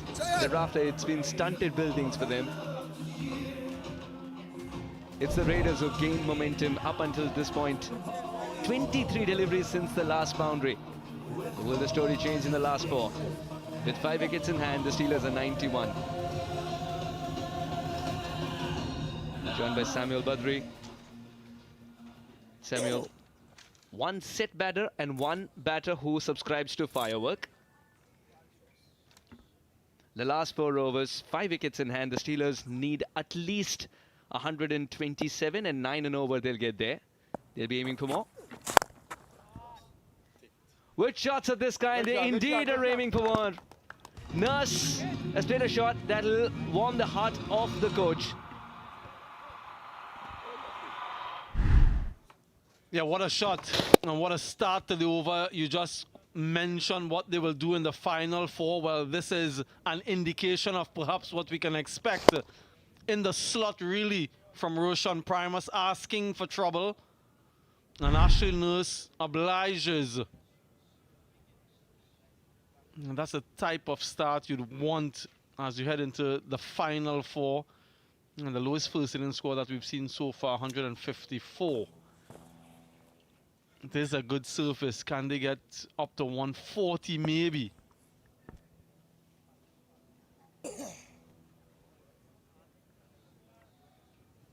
Right, Nurse is looking for anything that's in the slot, and that slot is also ever growing as he grows in confidence. Primus learning it the hard way that you can't pitch it up to him. Big swing and a complete miss, and the change in pace is also doing the trick. And talking about change, the man who has seen the transition of cricket, legend in the true sense of the word, Sir Vivian Richards joins us. Very warm welcome to the Combox, sir. Hi, it's great to be here with you guys. Sounding good.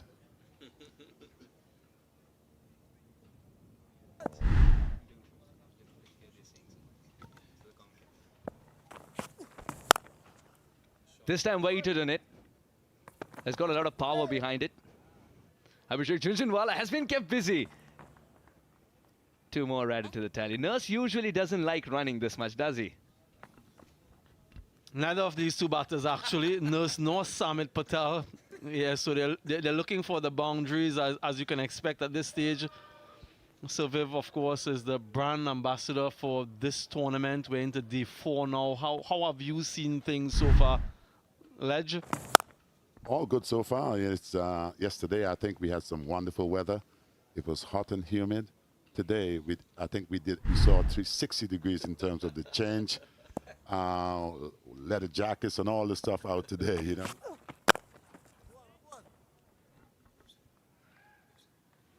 Primus has now found the right length to be bowling.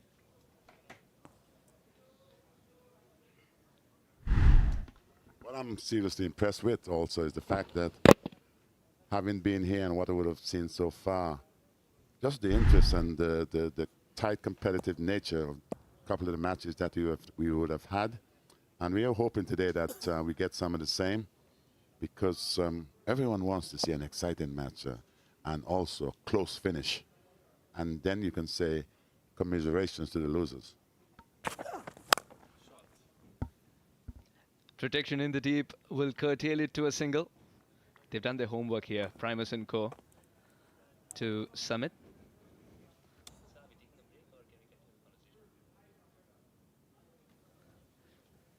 Sir Viv, were you a little disappointed in the cricketing world that even though you had shown this is how T20 cricket is supposed to be played, but they delayed it so much, and after you retired, T20 cricket came into play, even though you were playing T20 cricket all that while? After this, I'll give you my answer. Will retain strike on. No, it's gone for 4. Two fielders. Beautifully bisected. 100 comes up for the Steelers. 103 for 5. Well, it's sort of tough in a big way, you know. I can answer you. I guess. Can I give an answer now? Yeah, sure. Well, to be fair, I was really mad about the whole situation in itself, because all that stuff that you did earlier in your life, that you wasn't ably compensated. But at the end of the day, with some of our brothers, you know, who the Badries and the Carlos Bratways and folks like that, the Chris Gales, the Universe Boss, all these guys, the Andrew Russells and people like that, all these folks would have benefited. So I want this guy just passing the buck in a sense. If you couldn't get it, Viv, why can't they?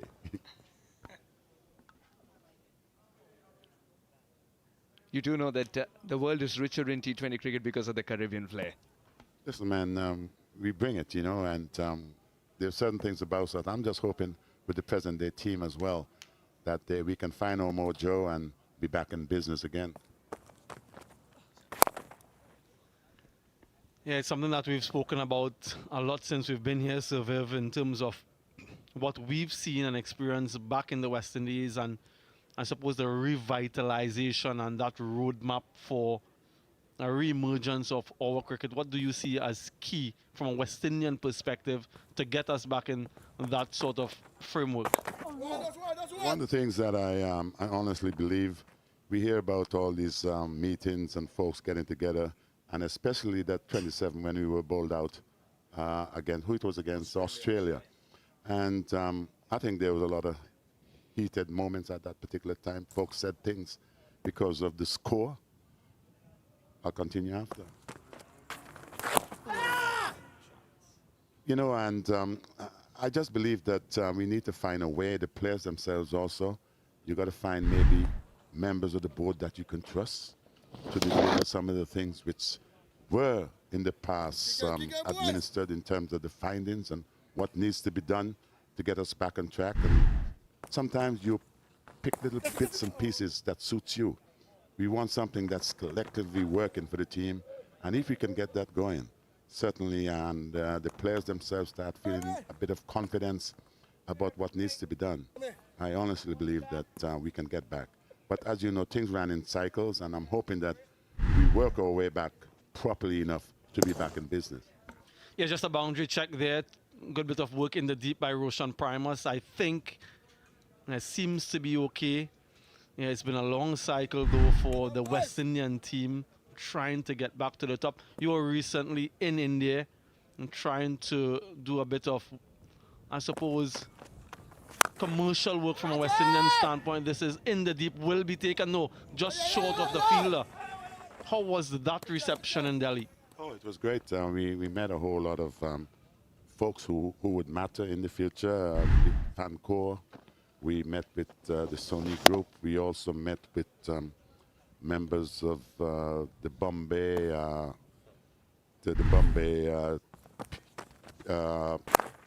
team in itself, and folks, you know, who matters. I think Karen Pollard was over there at that particular time as well.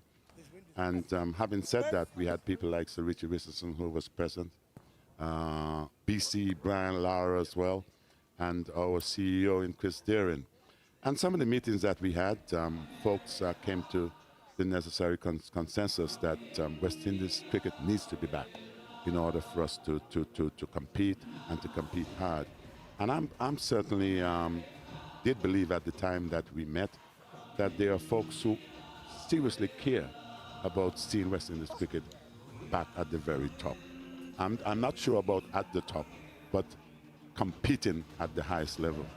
Yeah, no doubt, because of the body of work that you guys did during your playing days. There's a lot of goodwill, as you so rightly point out there for the West Indies team. But just focusing on the Mayor's new World T20 League here, where you are brand ambassador, we see a lot of former players who have now retired from the game still being able to come and show their skills and in some cases be able to earn a livelihood. How important is it for you to be associated with this league and to give these players these opportunities? Yes, I think it's great. You know, you can continue your life after you would have had your full profession, and we are seeing it here totally. And you must give to the sponsors and folks, you know, who would have played a part in obviously getting the individuals here and assembling them. The only thing sometimes I may, if you need to continue on this particular format, maybe some of the players themselves need to get themselves in better shape in order to be, and this is just some advice, guys. It's not a criticism.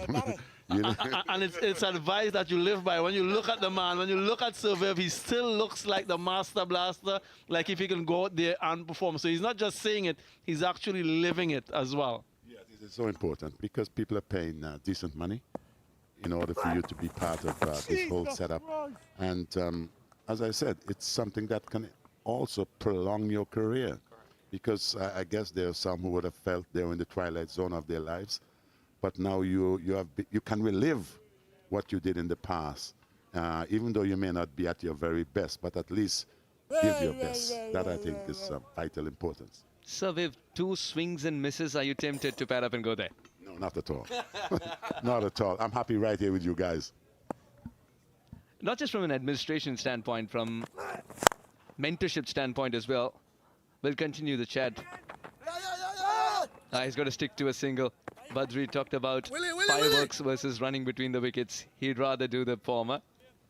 Now, not just from the administration standpoint, but from the mentorship standpoint as well. You have coached cricket teams which are playing the T20 format and even shorter formats as well. What's one thing that you've been so inspired by from the new age cricketers? What I can say is that we take this coaching business a little bit too far at times, because especially when you have formats as short as the T20 formats and the T10s, which have obviously been played around the world, you do need to have individuals, you know, who have an understanding what their game is about, and so long as you can concentrate on what needs to be done, I honestly believe that you can get it done.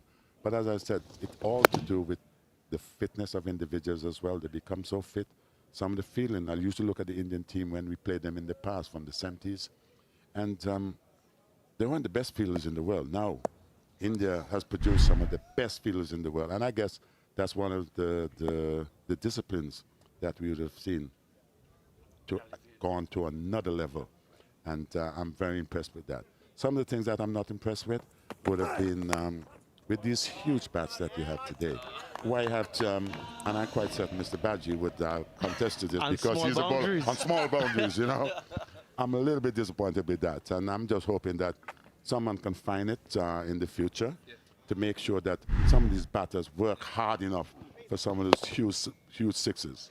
It's very surprising, Sir Viv. You bring that up at a time when the outside edge of the bat is guaranteeing him a boundary there. That also works. It doesn't say on the scorecard how it's done. It just gives you the total, and that to me, you know. And no, the game is on a different length now, and I'm just happy to see where it's at. There's sometimes some individuals, because they would have played the traditional stuff, do not quite understand what's happening here, but it's still spelled the same. It is still a game of cricket. It's only that it's a faster version, and I'm quite certain people like Jeffrey Boycott wouldn't be would quite adapt to what's happening here, because he likes to stay as long as he can and bat as long as he can. But it's exciting. For me, I believe it has kept cricket alive, big time, and I see no issues with T20.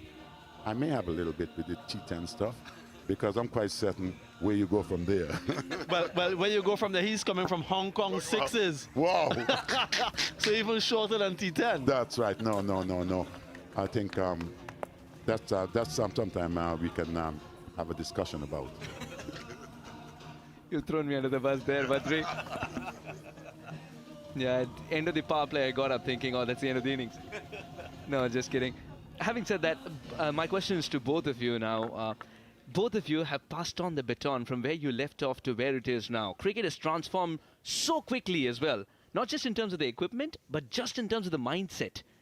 But one thing that hasn't changed is that still it's the bat hitting the ball. The battle still remains the same. And as I said, you know, when you look at the way in which this T20 format have transformed the game in a big way, you have, and especially what would have just taken place in India as well, on the women's side of the thing. So when we have a country like India with all its finances and all the stuff that they would have put in place to have seen the success which we are seeing today, it's going to even get better, in my opinion. Because what the ladies would have achieved in India, all those young women around India going to have an interest and wanted to be part of that. And they not just wanted to be part of that, they're making money as well. And it's the same thing that happened when you guys had the success in 1975 and then in 1979. And then when we had that success in 2012 and 2016 in the T20 format, there is that inspiration and that sort of pathway that is presented for the younger ones coming up. So you're absolutely right. In India, it's going to be a massive change in the women's game. The WPL changed it, but this World Cup win is going to have a transformational effect on the women's game across in India. And it's absolutely right. The questions that you asked, things change from, I suppose, generation to the next. As we have a check for the run out there, we need some further assistance from upstairs. I still think of 1970 as 30 years ago. It's actually 55 years ago. When you really calculate, that's a long time back. And T20 has changed from the early 2000s to now in 2025, just in 2 decades. And things will continue to evolve. And that's the beauty of it. How do players adapt? How do we as former players as well adapt? And how do we view things as we usher in the next generation? Wow. One of the things that I was quite interested with, and I'm quite certain you as well, because I've had a part to play in selecting you, Badge. But thanks for that. And even big Karen Pollard, because I remember we were at the Stanford board at the time, and we played that one-off match against England. And I think in that whole tournament as well, that was played under the Alan Stanford umbrella, that we're going to pick the individuals, not individuals who with reputation, but individuals who performed in the tournament. And you were one of those guys, man. And you went on, and we know the history after that. Pollard as well, Karen Pollard, I think Andre Fletcher, he was also part of that. And quite a few, and I don't think the West Indian selectors after that did give us many thanks or praise for the fact of them picking the same team that we had in that tournament against Stanford, the team that went on to win one of the first T20 tournaments as well to that. And that changed cricket in the region completely. Oh, it was not quite happy for that, because I remember even seeing Karen Pollard in Antigua. He hit one of the leg spinners for 6 sixes in an over, right? And I can remember I went to him and I said, hey, young man, you're a clean hit of the ball, man. And this is why we picked him, because of that power. And we all know what took place after that, you know? So the board never really said thank you guys for putting us in the right direction in terms of the team that was going to be successful. But we definitely do at this point of time, not just on behalf of West Indies cricket, but from the entire world. Thank you so much for all that you continue to do as well, apart from where you left off with the bat in hand. So Viv, great to be here. Absolute pleasure to have you in the comm box. Thank you so much. That's a very good catch. The captain is showing this is how things are done. Final ball of the innings. The Steelers have managed 128. They've got to push for the second here. And, oh, this will be touch and go. This will be touch and go. Is he going upstairs here? Yes, indeed, he's going upstairs. So it's going to be 129 or 128. Yeah, and I don't mind that at all. In fact, I encourage this. The last ball of the first innings, run until someone is out. It doesn't matter if you get dismissed or not. It's the final delivery. Sometimes it brings about an unforced error, a little bit of pressure here and there. Too often I see teams in the final ball, they just stroll through for a single and they don't push the fielders. And this is another tight one. We've seen quite a few of these already in the tournament to date.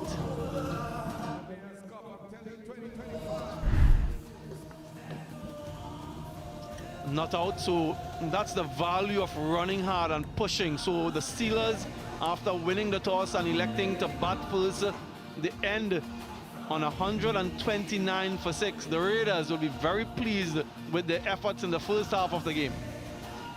Yeah, after finding some momentum, Steelers in the 5th over when Goni was bowling, they were 34 for 1. After that, they had divided the 20 overs into at least 3 parts.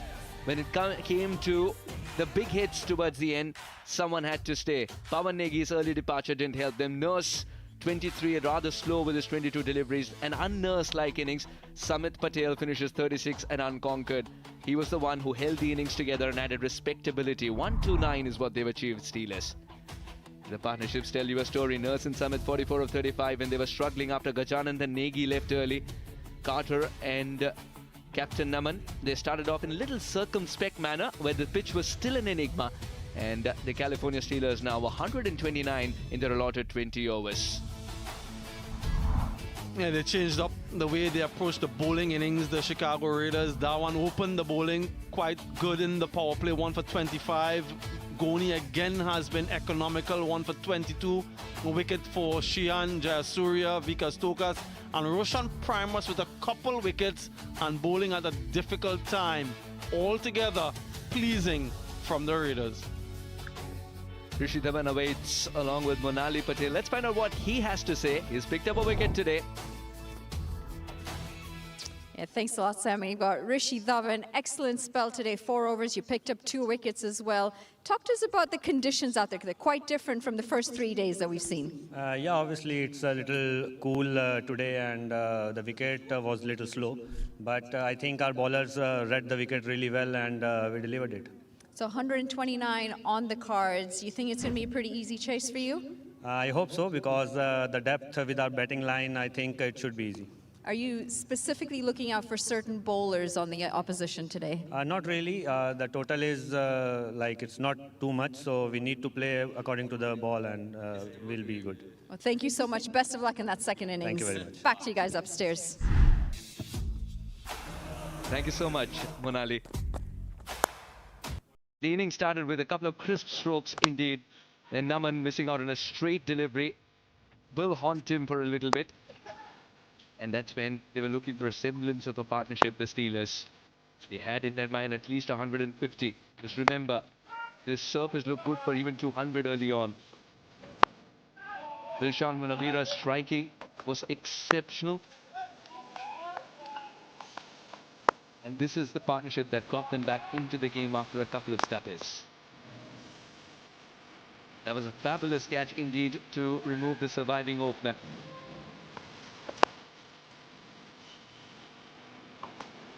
Every time the paces in the middle were straight down in line, they were taken for runs. Roshan Primus, not 1 but 2 wickets today for him.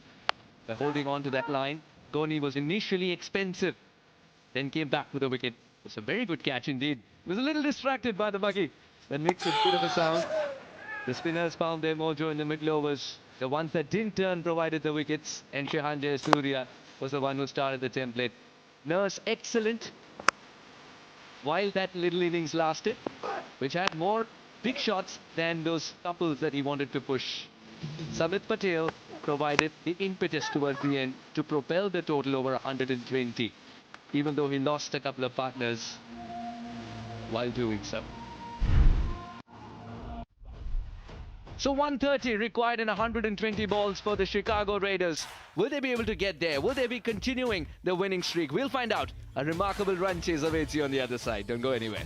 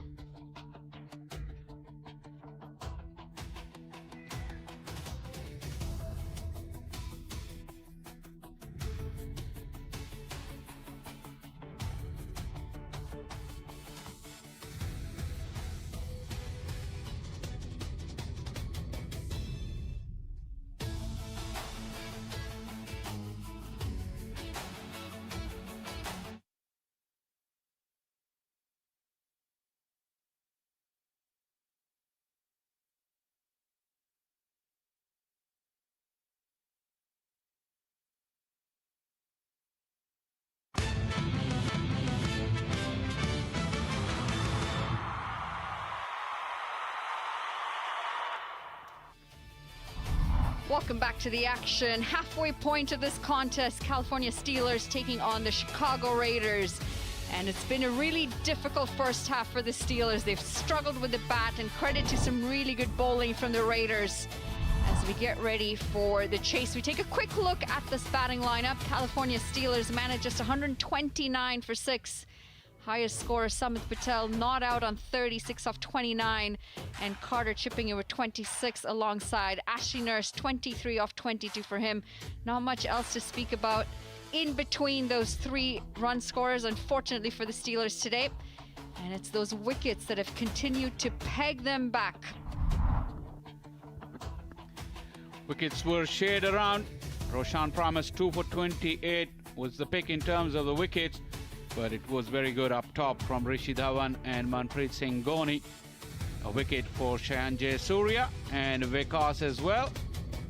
Just the 5 extras, so pretty good discipline throughout from the Raiders.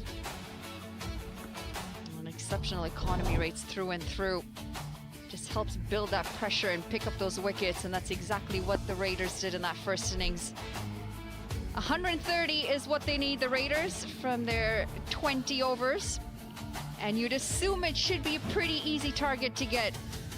Need just 6.5 runs and over to cross over the line here for the Raiders, as the Steelers get their final chats in before they come up.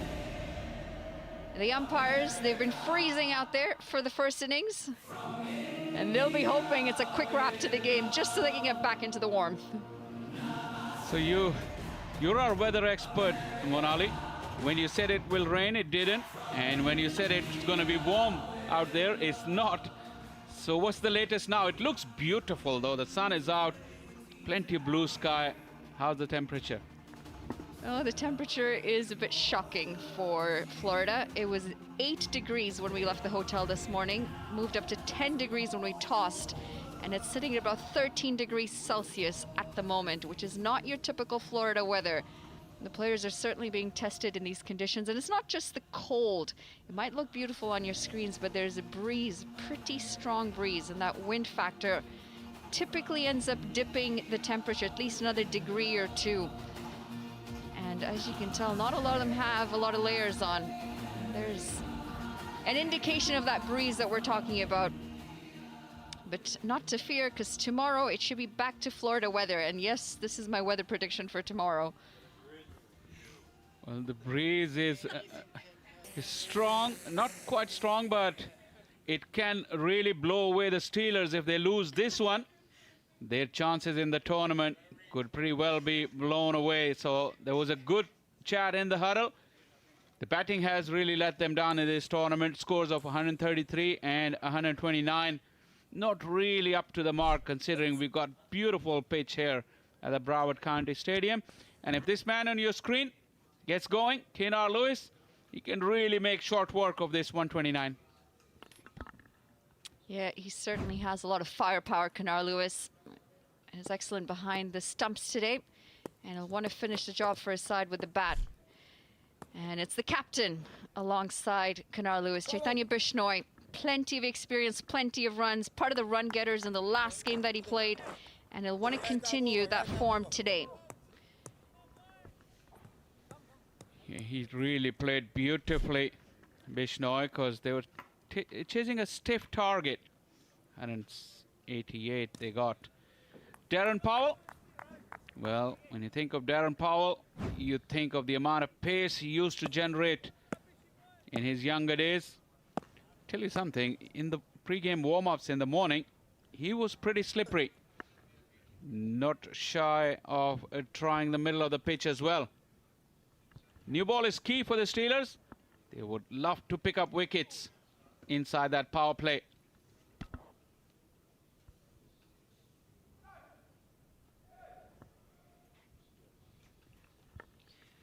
Well, almost all set for ball number 1 here, as the Raiders chase 130 to cross over the line. Here we go. Starts short and wide. Powell, and it's going to be a single to start things off. Kenar Lewis is going to open his account as he gets off the mark. With is what batters are looking for. And talked about Paul's pace. We hadn't had many pacey bowlers. And in this kind of pitch, just the kind of pace that the batters would like. Because it's pretty true. It hasn't warmed up like you said, but pitch is nice and dry. The ball is hard and shiny.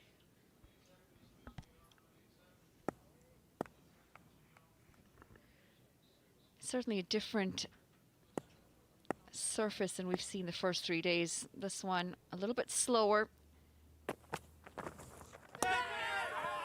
They're asking a very optimistic question there.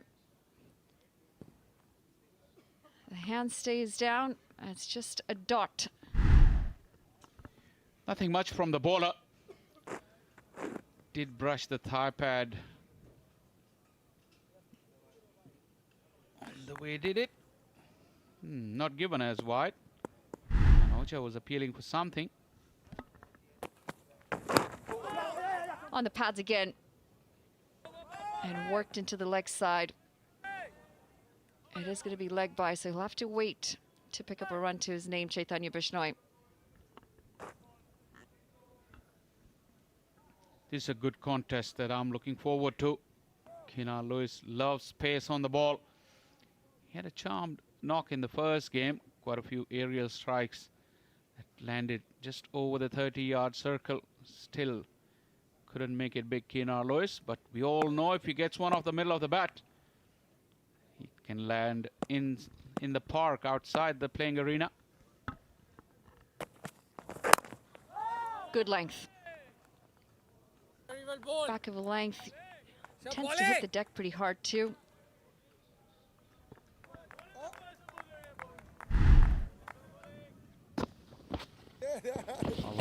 Back of a length. I was talking about the pre-game warm-ups in the morning. He bowled quite quickly. And like I said, he wasn't shy to test the middle of the pitch. Was getting it through quite rapidly.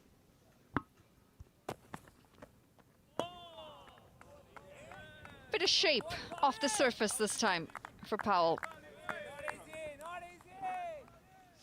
Better of the two Caribbean players. A word as well from Powell. But yeah, where the wickets are coming from, Manoja hasn't got a slip in place. Very defensive.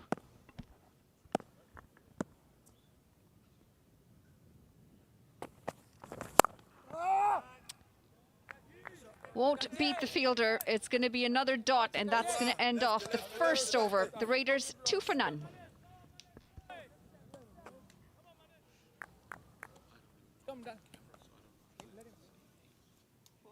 As long as you're not picking your nose. No.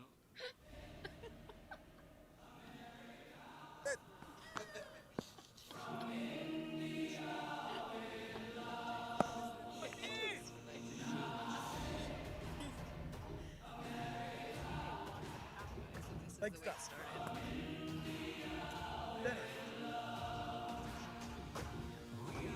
Bowlers right over to you, sir. Right over.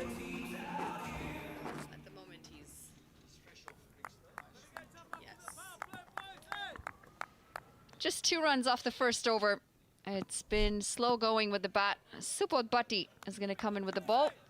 An interesting chat with Rishi Dhawan there after the first innings where he said, yeah, 129 should be gettable, but we want to try and play the ball on its merit. And according to the conditions, probably not a bad ploy because it's certainly been a little bit difficult with the bat today. Interesting shirt number there for Subodh Bhatti. Always am intrigued at what prompts different players to choose those numbers.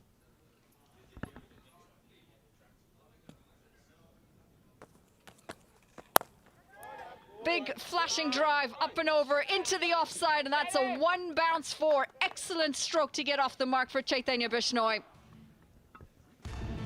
Subodh Bhatti had the sweeper out on the offside, but it went fine of him. Too much angle and too much width, allowing him to free his arms. And Bishnoi coming off the back of a very good knock. Saw it early and almost carrying all the way. Good start for the left-hander. What was your shirt number when you played? Didn't play in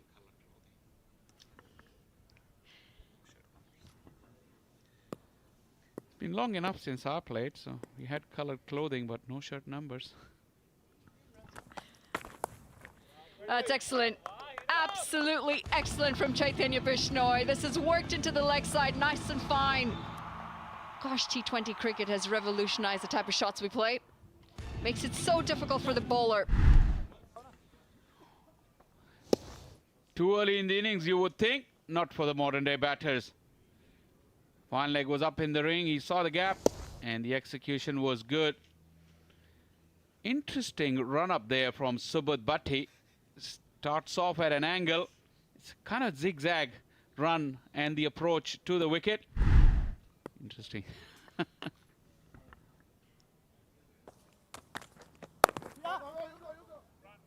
Back of length this time and just a single. Yeah, it definitely is a very large angle, isn't it, that he's coming in from. Part of the run getters. Plenty of runs for Chaitanya Bishnoi. 86 off 55 in the last game against the Cavaliers. He certainly hit some lovely shots all around the park. Took the bowlers to the cleaner. And he's continuing that form today. He's picked up 2 boundaries so far. And he'll look to get a few more. He knows he's got to get his side over the line.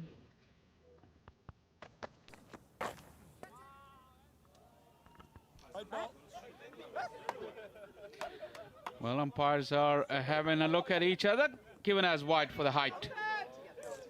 Umpire Judson Edward had to wait for the confirmation from the square leg umpire. This will give us a good indication. Make your own mind.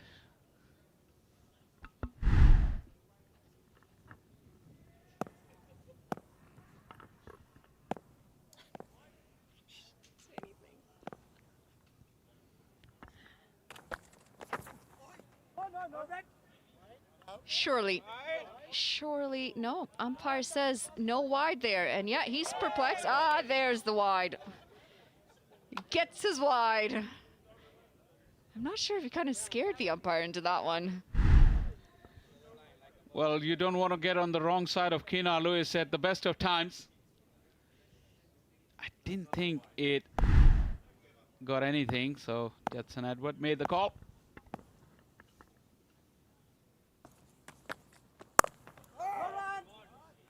Straight to the fielder.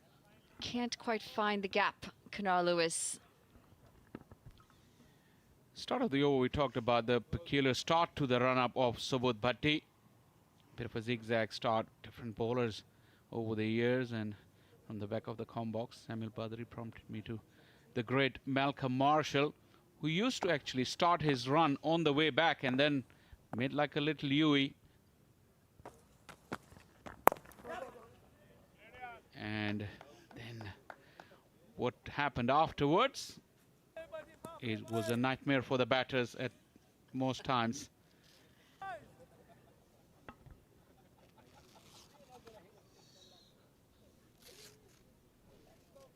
Yeah, he was an excellent bowler, wasn't he? One delivery to come in the over, the 2 wides.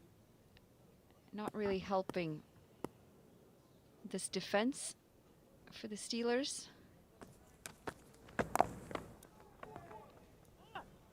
And a dot, an important dot to finish the second over. It's 14 for none.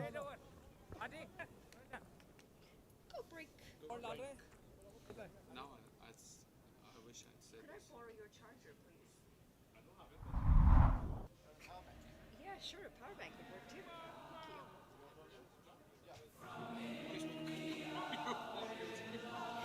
What's that? Oh, look at this. Isn't this handy? No, that's not the one I need. Thank you.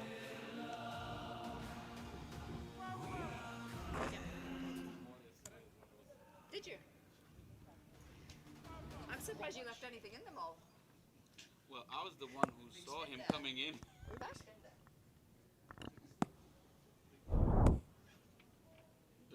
I haven't told on you, Sammy. I didn't tell you. Oh, that one's kept a little low, and it's the change of pace as well. threw the shot so early, Kunar Lewis. He's struggling a little out there. Went through with the shot way before the ball arrived, and it went over the top of the stumps. Darren Powell cannot believe it. He desperately needs wicket, and at this stage, It really is going to be the only way that the Steelers can save this game, isn't it? Wickets. It has to be wickets, because when you need just 116 more from here on with a whole 106 deliveries, in the T20 format, you think 6.5 runs required and over really isn't much. yeah, wickets definitely. And 4 men in the lineup for the Raiders, so yeah, you have to take a few out inside that power play.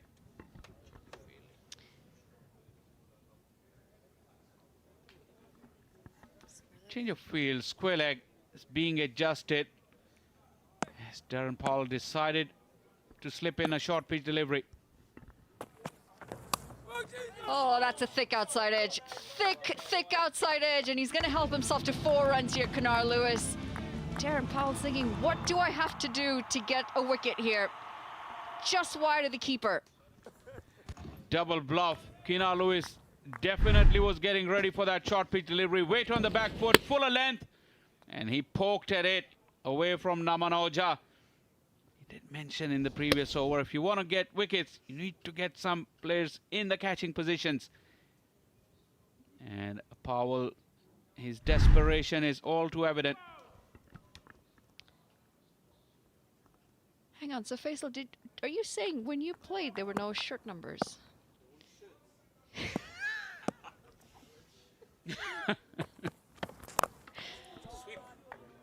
Heaved into the leg side. Just love the backroom commentary. Samuel Badri says there were no shirts when you played. Forget the number. Definitely there were shirts, but there were no numbers. I think he's trying to signal at your age there. I don't know. See, I quit nice and early. I wasn't the one who was going to be pushed out. So I decided, since I wasn't very good, so I think it was a good call to leave it early.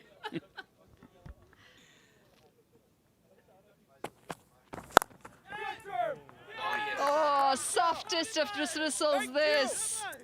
Straight into the hands. Chaitanya Bishnoi looking to hit the gap in the offside. And instead, he finds a safe pair of hands. That's going to be the first wicket. It's a big one. Chaitanya Bishnoi was in some good form. And they finally get a breakthrough here. Powell finally gets a breakthrough. It's ironic that Kunar Lewis was struggling, but the man that got out was the man in form. Couldn't really get on top of the bounce. Powell getting that extra bit of bounce.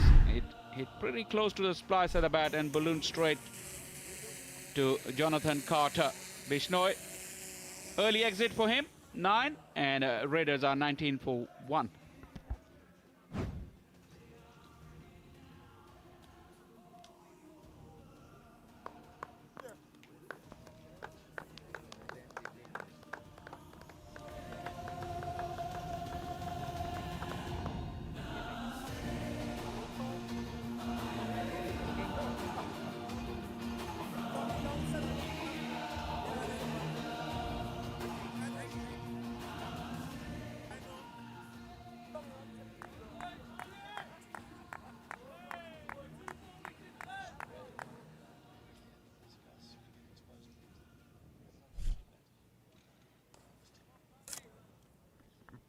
Rishi Dhawan, good with the ball today and required with the bat as well. Best of 72, decent strike rate. Certainly comes in with plenty of experience. He has 1 delivery left in the over. And that breakthrough is certainly going to help the Steelers' cause here. But they'd love to pick up a couple more, that too in quick succession.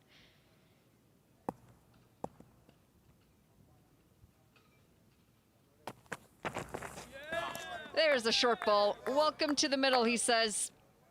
And it's been given a wide. I don't think Darren Powell will mind one bit.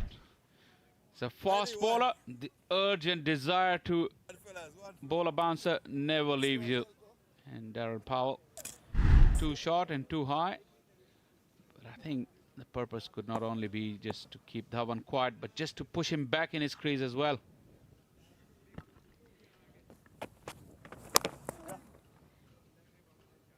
He's going to get off the mark with that. It's a single to round off the third over. 21 for 1.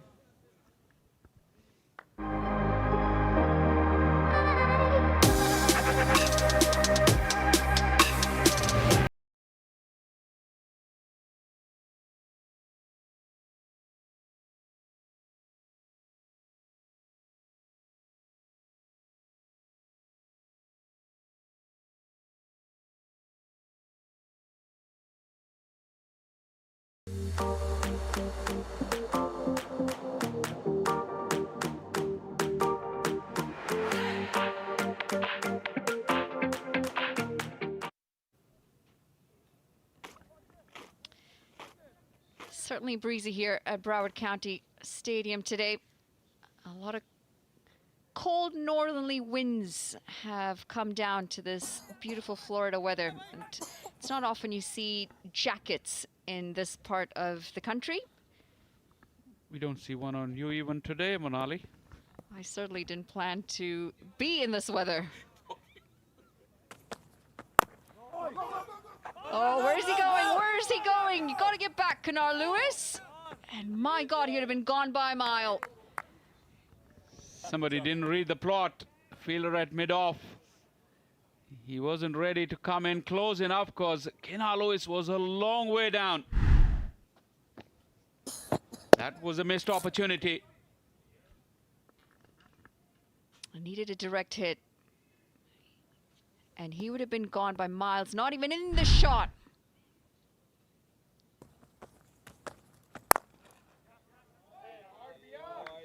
Gets it past the fielder. Should be a couple runs here. Ashley Nurse blowing pretty profusely after chasing that one. Did manage to stop the ball inside the field of play. Darren Powell getting the big scalp, bowling hard length. Nothing more than that. Soft hands again. Saw a lot of this in the last game from Dhavan. Certainly favors that area. Good indication of the bounce and the weight not coming into the shot from Bishnoi. Animated Darren Powell. Still a competitor. It's good to see. It's hard to take the competition element out of athletes, isn't it? Absolutely.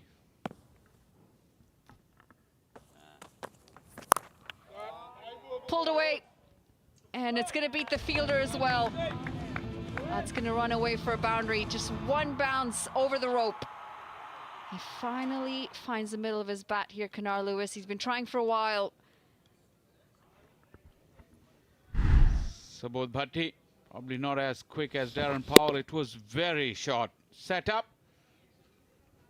For once, Kanar Lewis got hold of it. Still inside the power play, so only two fielders are out. Long leg and deep square leg.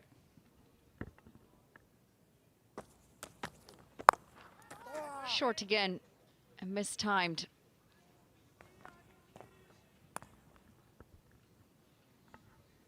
Looking at the bottom of his bat. But that boundary, that one he saw it nice and early. Hit it in front of square. No chance for the fielder.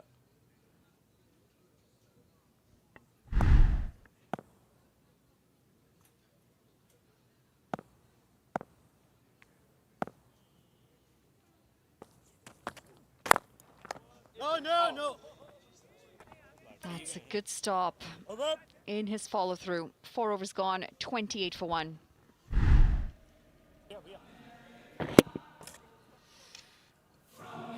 Not recommended. Sticking your left foot out. That was the end of the over. After 4, Raiders 28 for 1.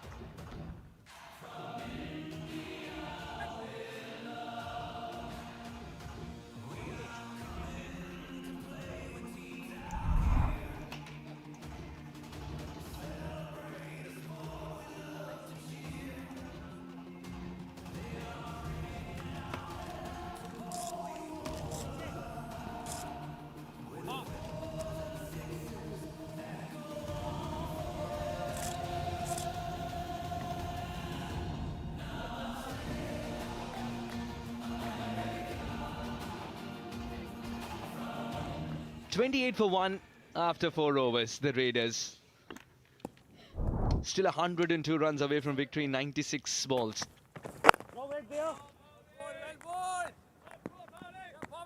Paul's been terrific in his first 2 overs. The captain's given him a third in the power play.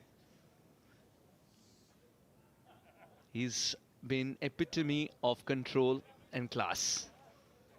Drawing early blood. Darren Powell. To talk about him and more, we have Samuel Badri in the comm box. Welcome.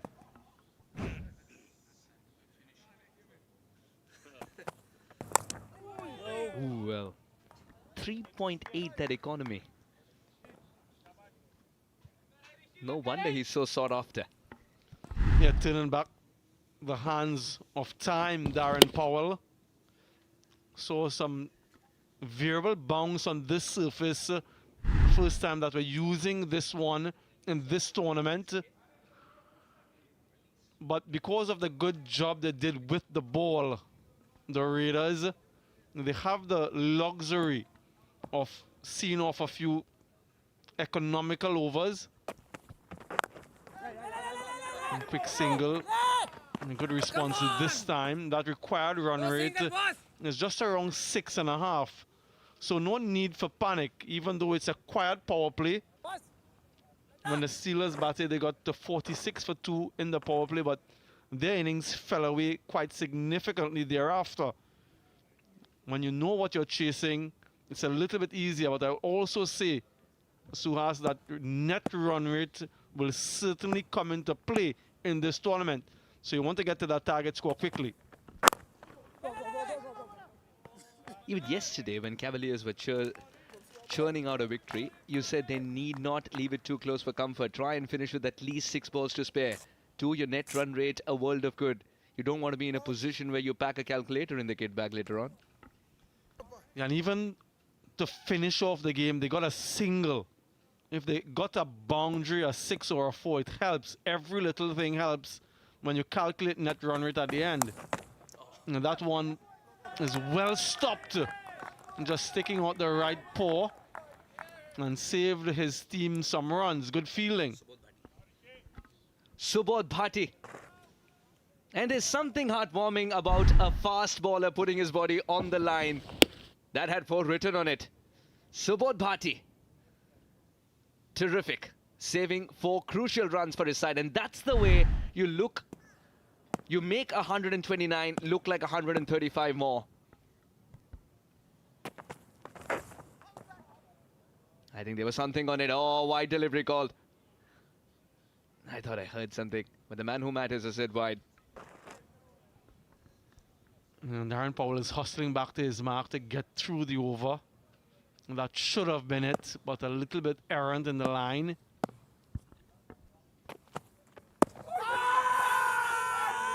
Yeah, you need the 4th stump in this game. He's still going off for it. Keeper was singing a solo after a point of time. 32 for 1.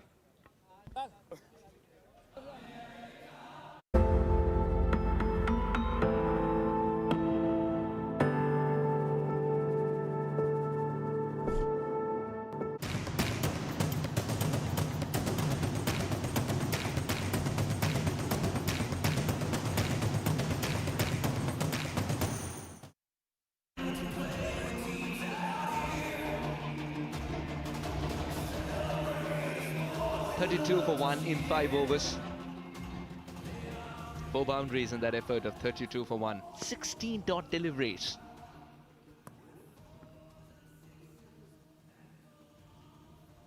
They've pushed for 2 once. It's a very different route to 32 for the Raiders compared to what usually teams go for in the power play. Subodh Bharati. That's a cracking hit. Width on offer. Dhawan latches onto it. Much needed boundary this for the Raiders. Yeah, he's been quiet, hasn't he? Dhawan started off his innings the first time around with 3 boundaries, been watchful, but not often do you see the same 2 bowlers bowling all of the 6 overs in the power play. That's the case here today. Darren Powell with 3 up front, and now Subodh with 3 himself starts off with a boundary.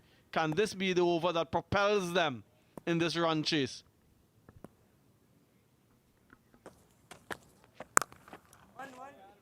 Got on top of the ball nicely. Protection in the deep because he's also done his homework here, Subodh. Dhawan loves to play that shot. And now he's trusting the pitch a little more, Dhawan.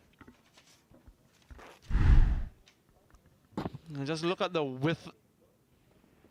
Actually, that's the LBW shout.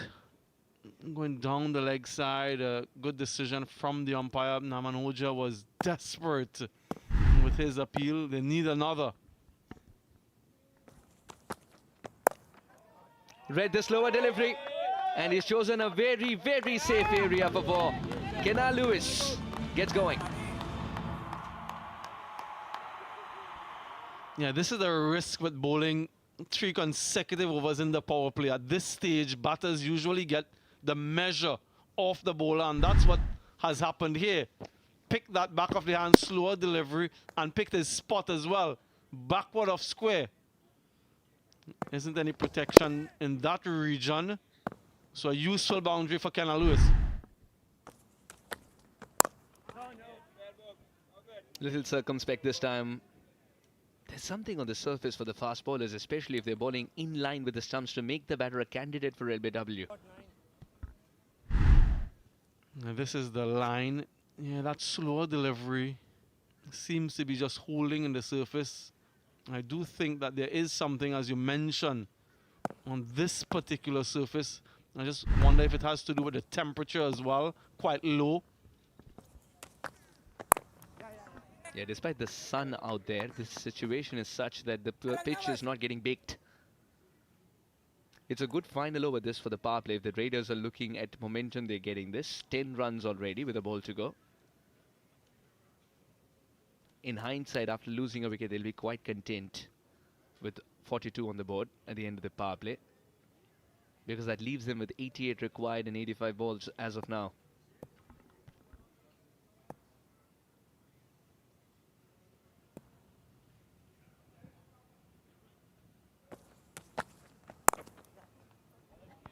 Beautifully guided. He's pushing for 2. Kenna Lewis is also responding well. 1 for the shot, 1 for the throw. At the end of 6 overs, the Raiders are 44 for 1.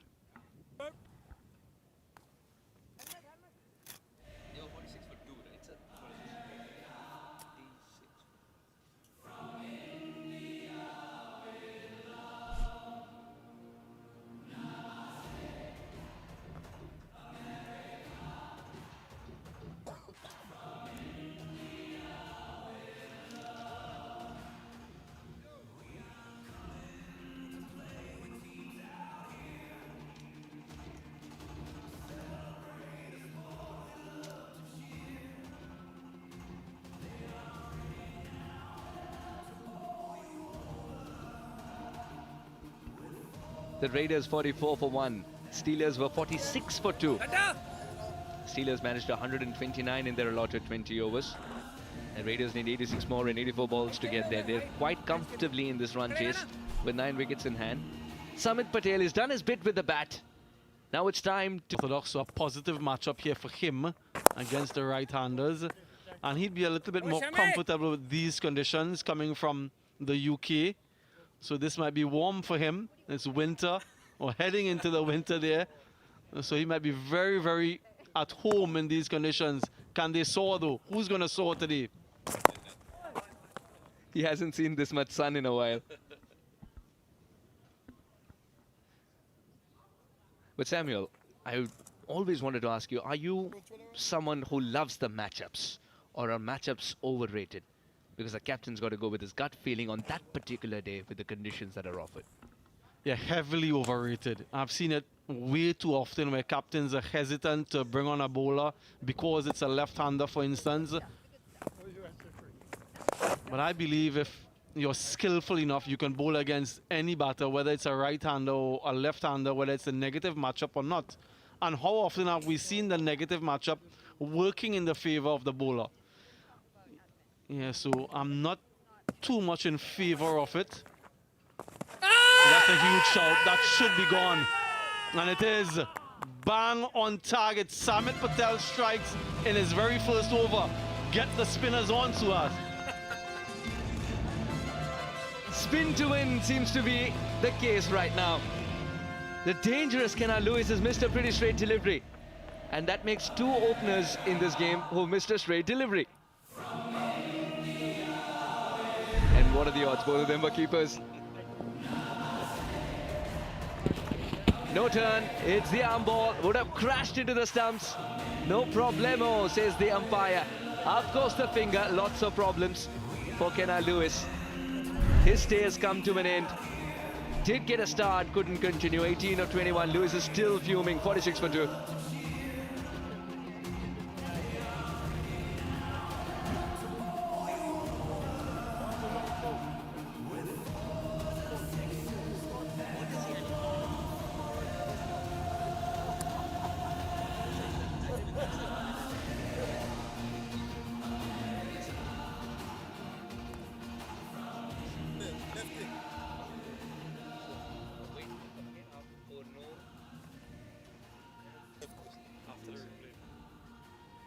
And that's the second wicket fallen for the Raiders.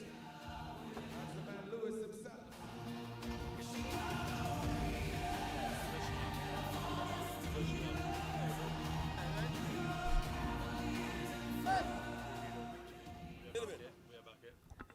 Shehan Jayasuriya, 1,840 runs. Shehan Jayasuriya, if he can get 84 for his team from here on, just bat through, he would have done his job here. Strike rate of 121, very measured when required, but an absolute headache for the opposition skipper to set a field to once he gets going.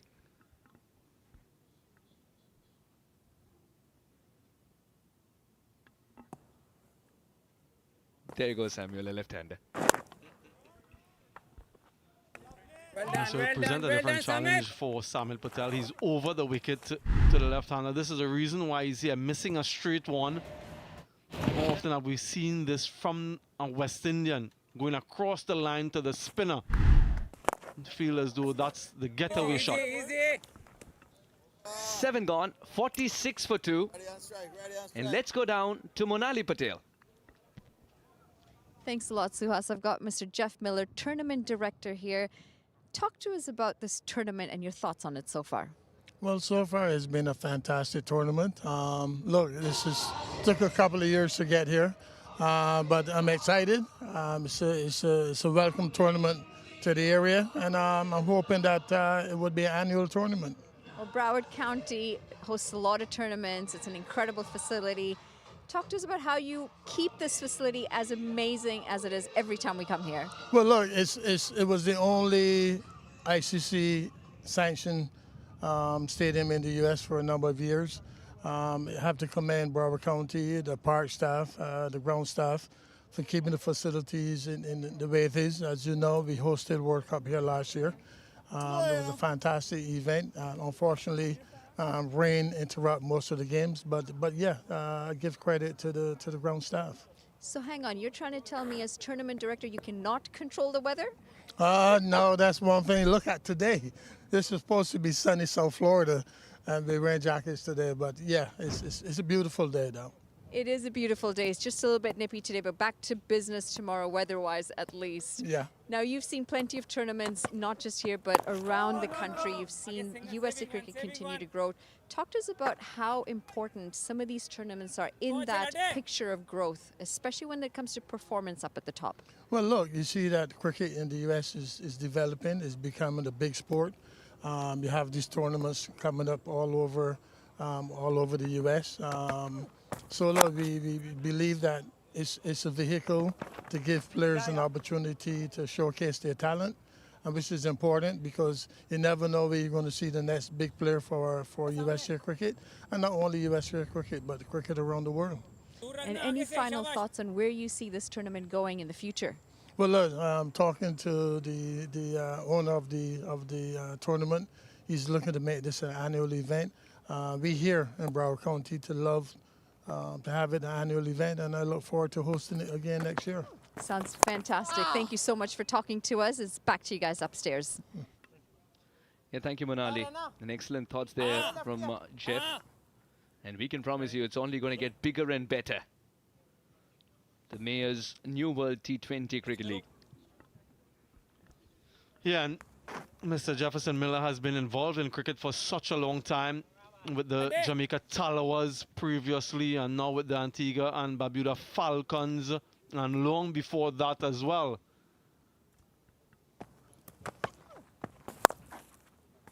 I'm told he's also the president of the league here at the Broward County Stadium. Former president. And in terms of the stadium itself, first hosted international cricket way back in 2010. And incidentally, New Zealand played against Sri Lanka then. We have a Sri Lankan sweeping the ball for a single. And most recently, Suhas, West Indies played Pakistan here a couple months ago in a T20 international series. So it's been a stadium that has hosted many international matches, as Jeff just mentioned there, the T20 World Cup last year as well. Lots of potential. Absolutely, and the facilities have been terrific. That's the reason they get such wonderful games here. And ever since New Zealand has played here, they have left the windy part of Wellington today here. Throw, good throw. Come. Ah, he's coming back for the second. Good running between the wickets. Sarabjit Ladda dealt with minimum risk and good reward. 52 for 2 after 8.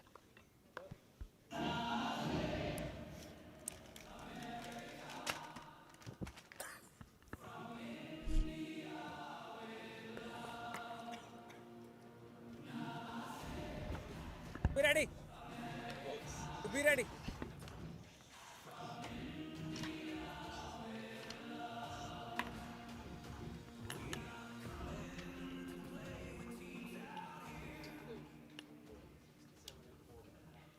$52 for 2.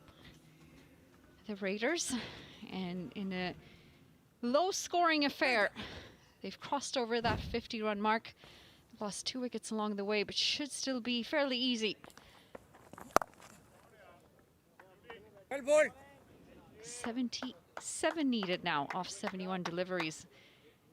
And need to create a lot more pressure here, the Steelers. Look at him, mid-wicket. He's in. Sure. Beautiful facility here, Broward County. Love to see the palm trees. Just gives you that beach vibe, you know, feel like you're in this lively, warm place until you step out today, that is. I've been taking plenty of pictures wherever we've gone. I love these palm trees, as you say, just so iconic of this area, Florida, Miami. Everyone wishes they were here, they keep telling me. I'm going to take a walk along the Ocean Drive sometime this week. Looking forward to that.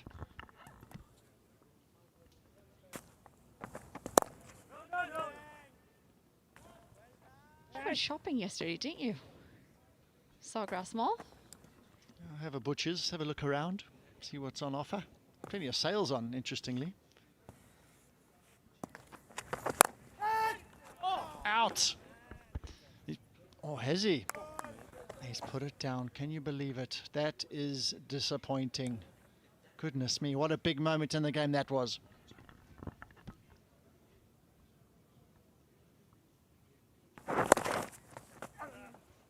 Quick single this time. Batting in. Pushing for that second. The fielder was deep. This is excellent running as they pick up 2 runs. And that would have been an excellent catch. It's certainly needed to hold on to it. They do need these wickets desperately. This is the running. On the previous delivery, Samit Patel just looks disappointed that that went for 2. And again, worked into the leg side. A single to wrap up the ninth, 57 for 2.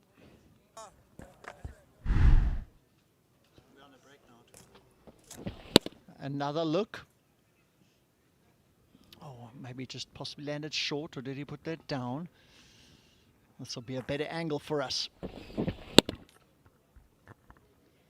was always going to be a little difficult, wasn't it? Dying on him. It's certainly a good effort. Just couldn't get it straight into the hands as it lands short.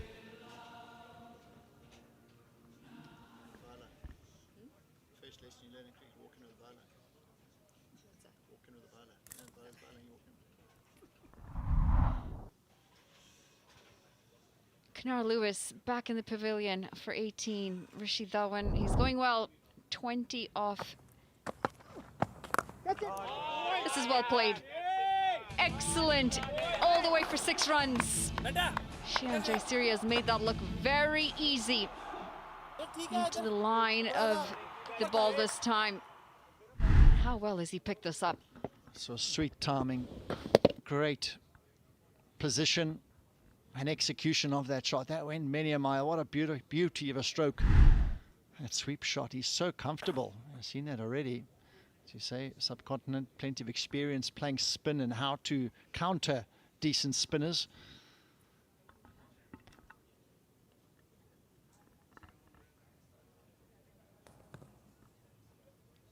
It's a great drop shot, isn't it?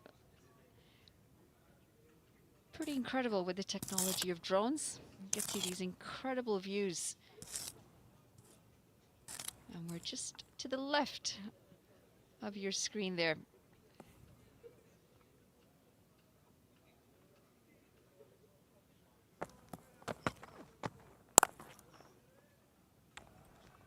Just interested to see if the drone can find us somewhere in the stadium. I wonder if they'll be able to track us down and find us here. Set them a task here. Let's see if they can find us. Oh, that's going to be a wide. Well, I think the windows are tinted from the outside, if I'm not wrong. Otherwise, I'm sure they would have been able to catch us right through this window here.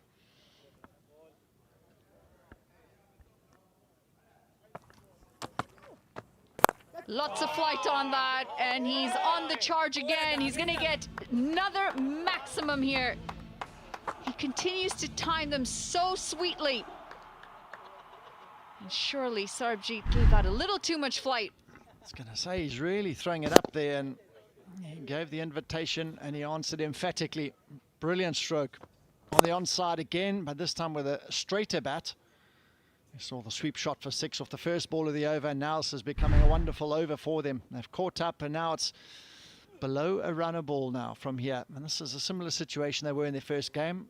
Got it to a runner ball, and they finished it off clinically. And now, fewer runs needed than deliveries in hand. They're sailing home at this rate, the Raiders. 60 more needed. The required run rate under 6 runs and over. The Steelers were 68 for 3 at this time, so not too far off in runs. But they'd lost an extra wicket, and from the finishing momentum, they just couldn't find it today, the Steelers.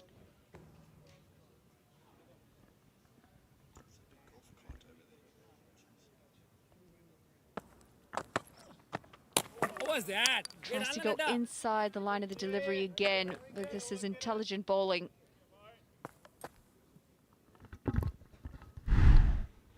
Also, I like to see this from the batting perspective as well, looking to be ultra positive and finish the game.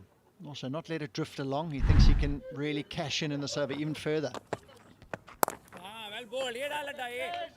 He's taken that from outside off and put it to the leg side.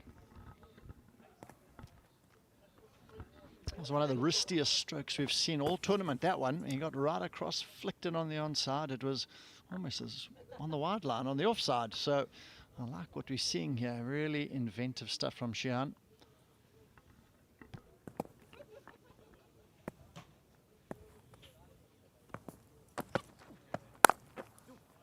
Driven. There is protection in the deep. They'll get 2 runs.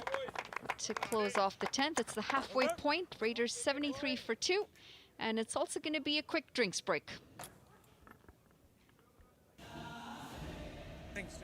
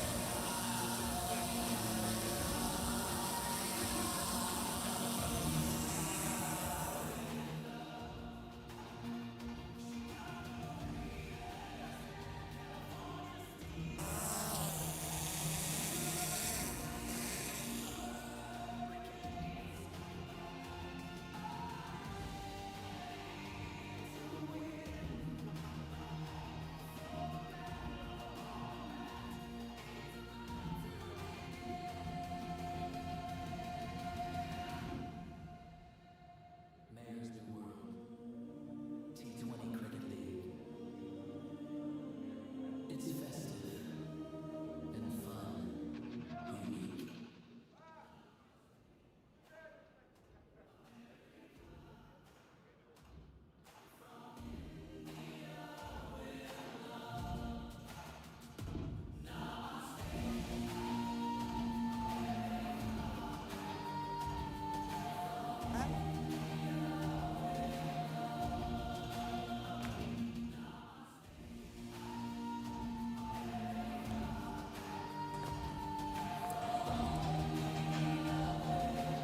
इधर से डालना था जो बाद में डाला ना ball तेज ज़्यादा छोड़ दिया छोड़ना है ना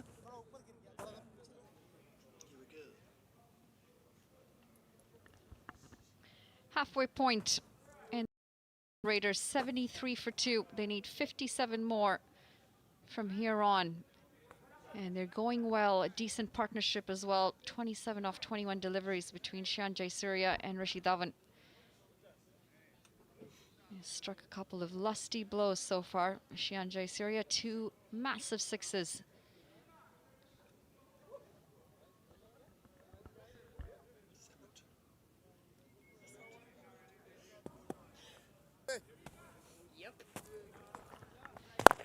Samit Patel back into the action. I know he's played a lot of cricket around the world, but you know, in England, you know, players play club cricket. It's there for forever, literally till retirement age 65. So I think he's going to go for a lot longer here. He's in official retirement from professional cricket, but oh, I tell you what, there's a lot of cricket left in him still, I feel.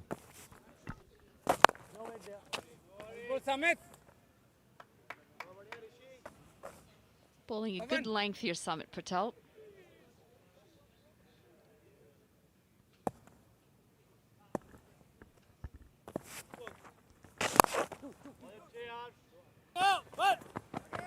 And looking for 2 here. And excellent running again.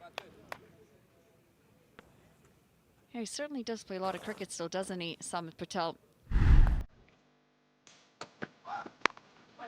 Dhawan superb in the previous game, a half century, 52 off 29.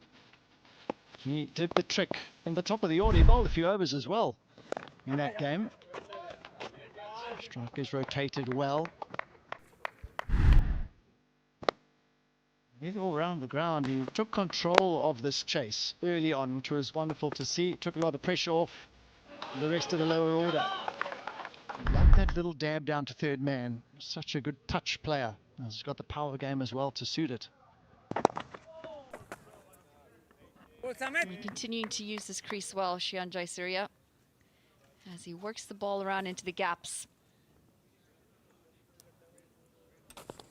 Really was an incredible innings in that last game from Rishi Dhawan.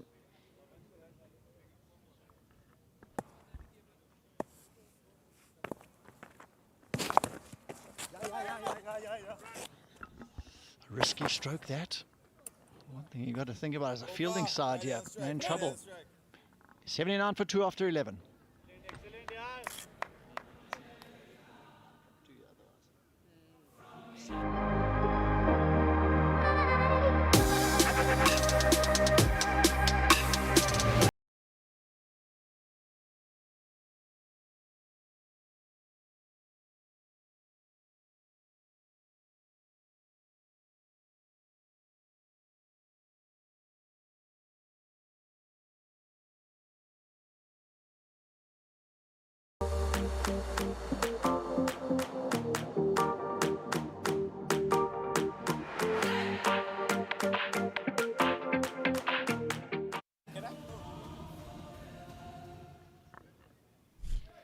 Doordarshan Munawira is going to come in with the ball.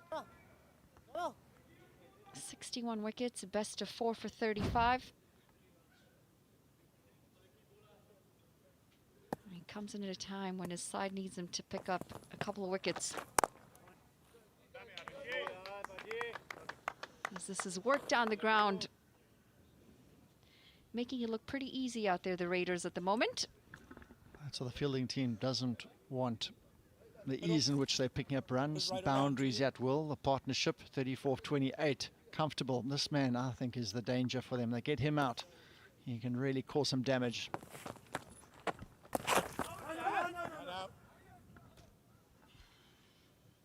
The question is, how are they going to get that wicket? Just the 2 wickets gone so far. Powell picking up the first one, Samit Patel the second.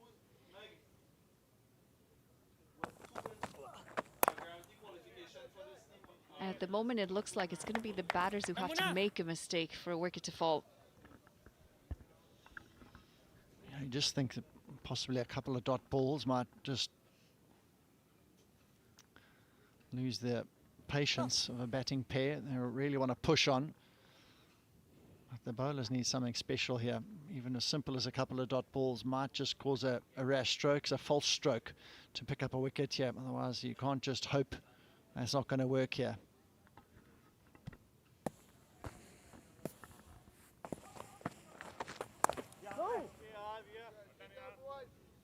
Hitting straight to the fielder and running here at the moment.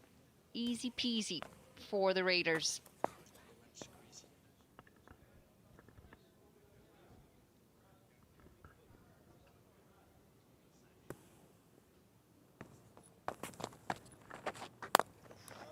Goes for the big one again.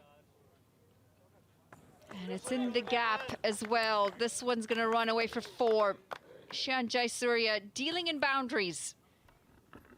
I've loved all the strokes he's played. We saw earlier on a sweep for 6, a shot over long on for 6, and showing us the skills to open that blade up and hit it over extra cover.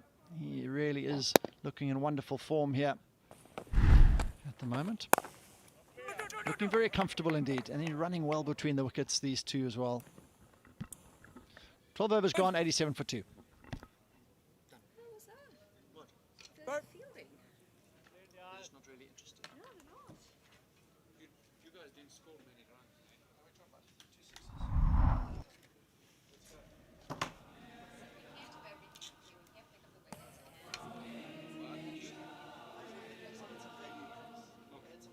Last time you told me you can do everything. Now you say you can do everything.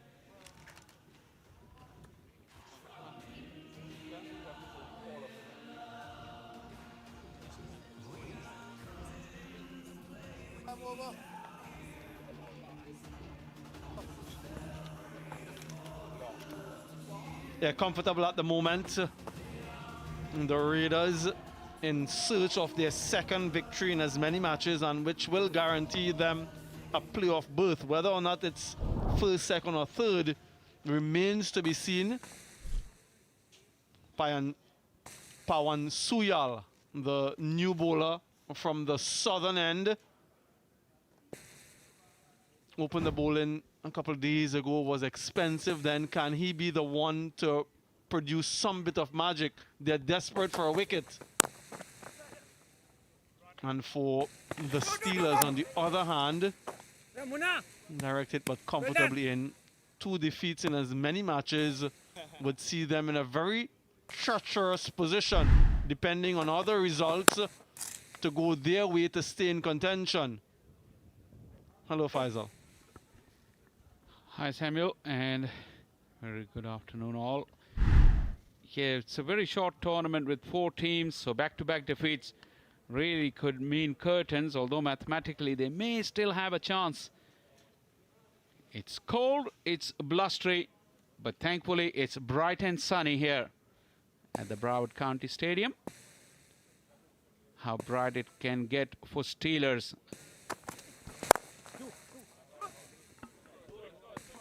Yeah, that's in the gap. Very good placement. Knows exactly where the fielders are and just getting that bottom hand into play. Useful boundary. Rishi Dhavan has been in good form with the bat. Another useful knock. Sabut Bharati couldn't get around to save that boundary. Just a little flick of the wrist. 2 straight and 2 full. But the placement was top class.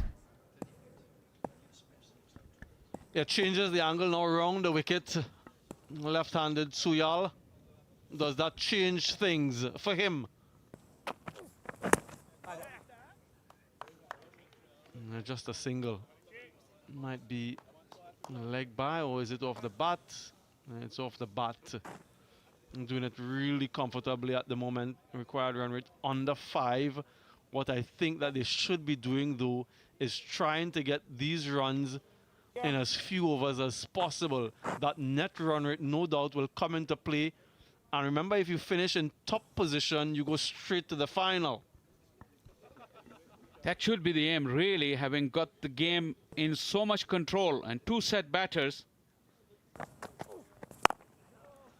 The aim should really be to get there as soon as possible and don't leave anything to chance, because 1 more game left in the group stage for the Raiders. They've really looked a dominant side, and the format, like Samuel said, the first team, the team that finishes at the top will go straight to the final, and 2 and 3 will lock horns in a semi-final clash.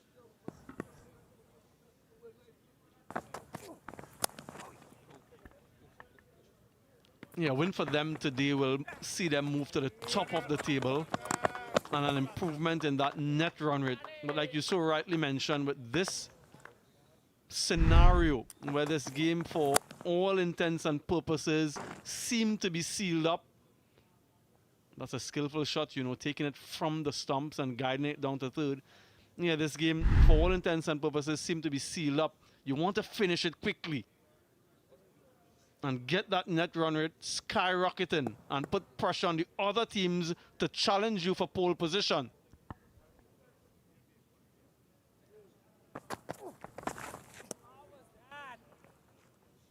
Dot delivery to end the 13th. 95 for 2.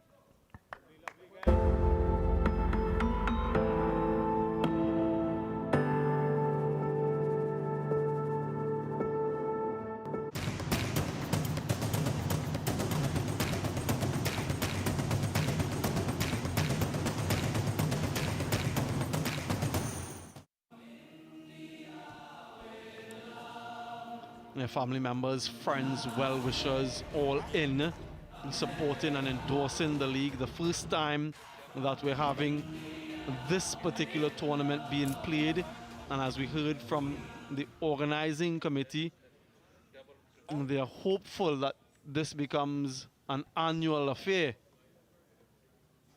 35 from 42 required. There's Rishi Dhawan eyeing up a couple 6s. He seems to be content doing it in 1s and 2s. Just 2 6s so far in the innings.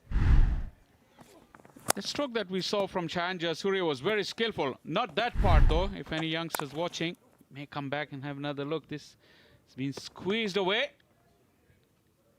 Not quite enough legs to beat the sweeper, Jonathan Carter. Yeah, that bit is very skillful, but have a look at Jayasuriya. Ball watching, blind turn. Not something that you would suggest to any youngsters watching. Running between the wickets at times is such a skill, such an underrated skill. Yeah, for those youngsters who may not be familiar with the terminology, what does turning blind actually mean, and what do you want them to do? Okay, so turning blind is when you turn and your back is towards where the ball went. In that case, Jayasuriya had played the ball to third man, and when he turned, he was looking at his leg side as he takes stance. All he had to do was just to change the hand with the bat and not turn his back onto the ball. That way he'll have a clear sight of what the fielder was doing with that ball, making him to do better judgments as where to go for the second and where not to. Yeah, the reason why I asked for that, I was telling a youngster, and this is an opportunity at the non-striker's end. They do well enough. Yeah, we just want to confirm there was a bit of a collision as well. I'm not sure if Munawira is okay. I think it's the spike of the batter just making contact with him. He's in agony, but I just wonder where the pain is really with this dismissal, if there is one. Yeah, the batter clattered into the bowler with the studs into his ankle, but this is where the action happened initially. Bails are off and the bat dragging in, all happening pretty much at the same time. Yet another of those very close ones. There is very little in it. Yeah, confirmation that it's not out, so he's in pain and he didn't get the wicket as well. So that's a double negative for Dilshan Munawira and his team. And he's just flexing that knee. Have a closer look as to where he made contact with Rishi Dhawan.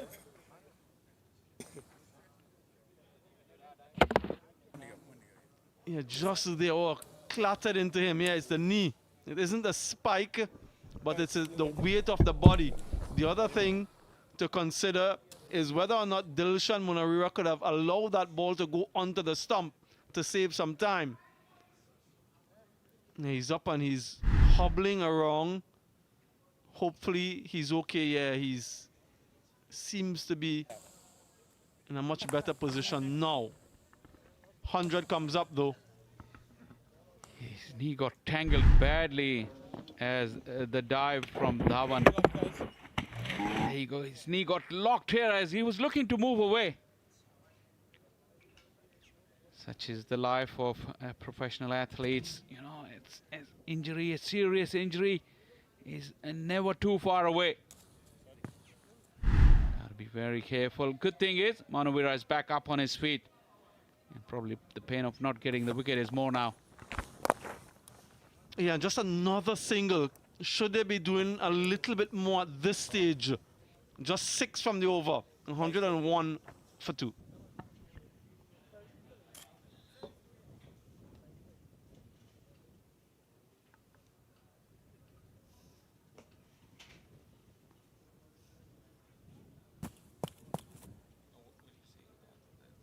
Oh yeah, I was saying it. I told him that he was turning blind. He said, "No, I'm young. I'm not going to turn blind anytime soon." जल्दी बाबा जल्दी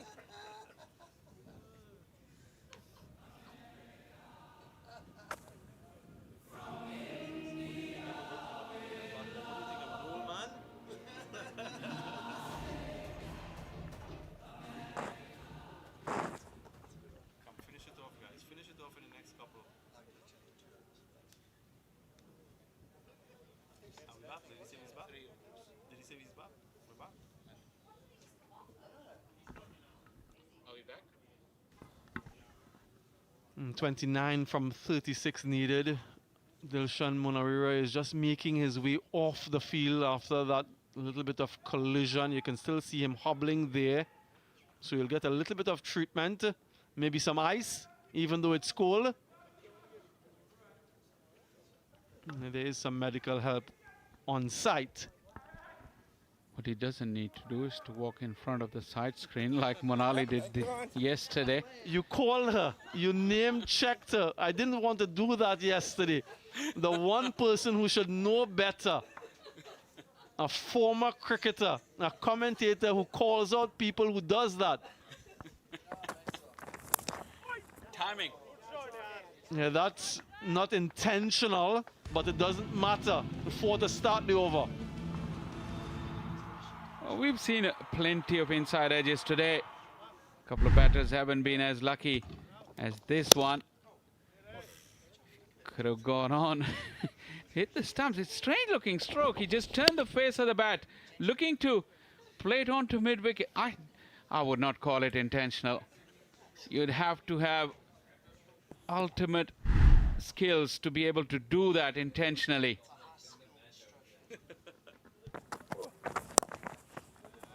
Timing is the key. That one was played with better timing. Tell you something, timing is the key whilst you're batting or bowling. Timing is also the key when you're commentating. And that's why I always commentate with my watch on, so that I can get that timing. This is good timing though in this partnership between these two. 60 from 47 deliveries. They've controlled the innings quite nicely.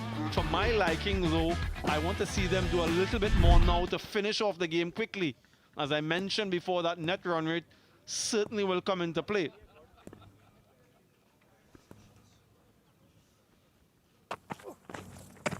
No. Well taken.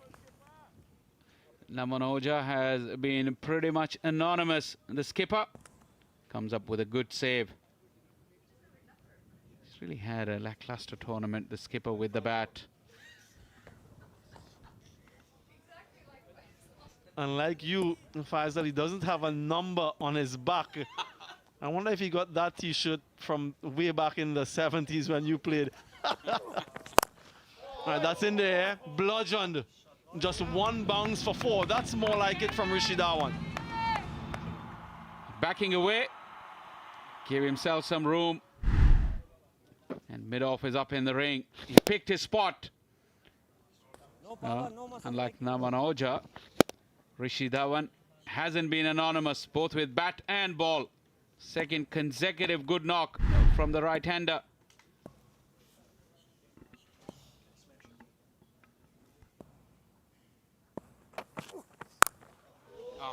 There he goes again. The sound of the bat. There was only going to be one result. It was crisp and it was brilliant. Well, same movement pre-delivery, but then chose a different area. That really came off the sweet spot. It sped across very, very quickly, and now Rishi Dhawan is putting the foot on the gas. Just 15 needed now. Closing up on a second half century. Just check the shot at the last moment. Might have been an off-pace delivery, but yeah, absolutely wonderful performance from Rishi Dhawan. Batting in a pivotal position, up the order. Performed magnificently in the opening game and again here today. So showing his all-round capabilities. A very experienced cricketer.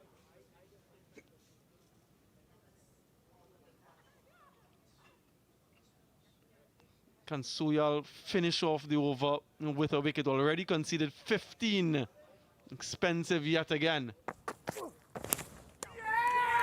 Does finish the over off with a wicket. Edge and well taken behind. Desperate for one, and he pulls off something. Jayasuriya disappointed. He saw the ball and his eyes lit up. Even at this late stage, just a little bit of shape for Soyal, but Jayasuriya losing his shape and getting the edge. Namanoja with the catch. And a handy contribution from Shayan Jayasuriya. 36 for him. The Raiders 116 for 3.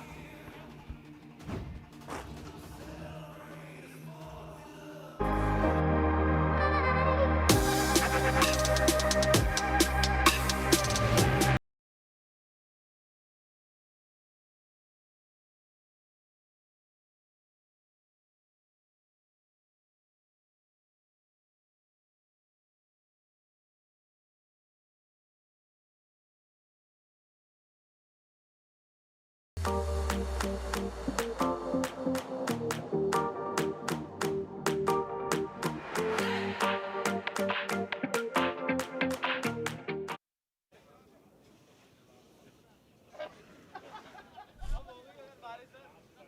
only 14 needed, Abhishek Jhunjhunwala. Well bowled, very well bowled. Suhas Wedham has joined me in the comm box for these last rights. Ashley Nurse with the ball. Welcome along, Suhas. Thank you, Mr. Shah Faisal.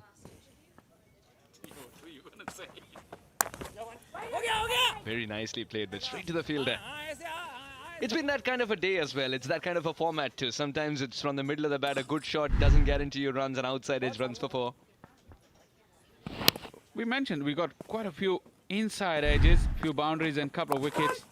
That was the outside edge from Jayasuriya. Sometimes as a batter, it's so disappointing when you get your team so close to the victory target and not being able to be there at the end. Really hurts. It does hurt the averages as well. It indeed does. Abhishek Jhunjhunwala. He's been practicing really hard for this tournament. Very rhythmical name, isn't it?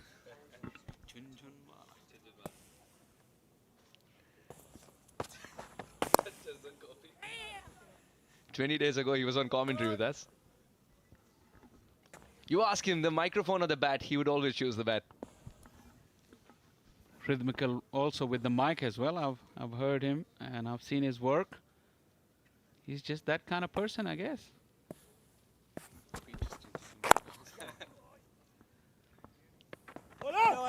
Dhavan's pushing him here for the second and will get there easily.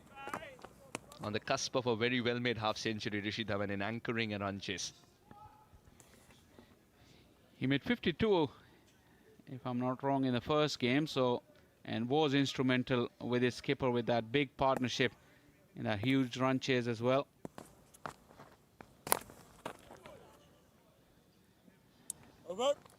Just a little bit, I won't say nerves when you get to a personal milestone, but still it's important even in this day and age when you think about the team goals and the scores inflating. 16 done, it's 120 for 3.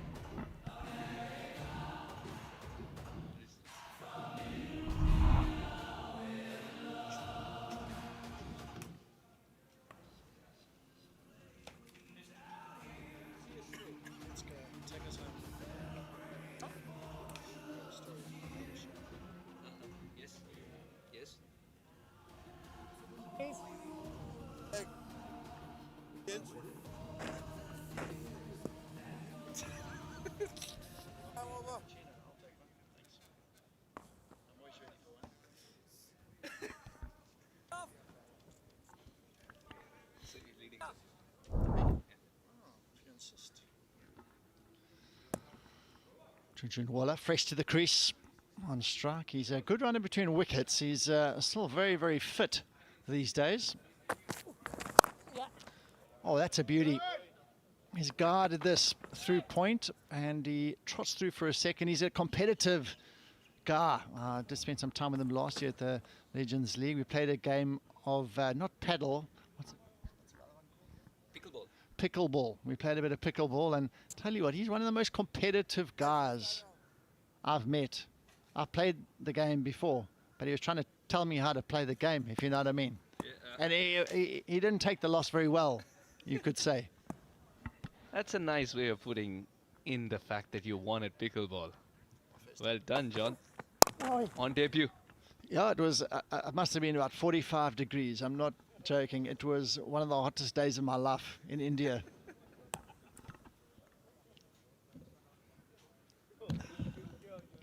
$123 for 3, and Dhawan on the cusp of a very well-made half-century. He's very soon going to get the tag of the chase master in leagues with retired cricketers. Make no mistake, not reducing the efficacy of that tag. It's a very nicely played shot, but straight to the fielder again. He's been stranded on 49 many a time as well, because there were no more runs to be made. Not too bothered about the old milestones. He just narrows down that run chase. And that's what you want to be known to do, is be the man at the end who hits the winning runs. A lot of team players get a score, but they aren't there at the end to hit those winning runs. And there he off his sets. There's a shot coming to his end, but he comfortably makes it home for a brilliant 50. He has been outstanding.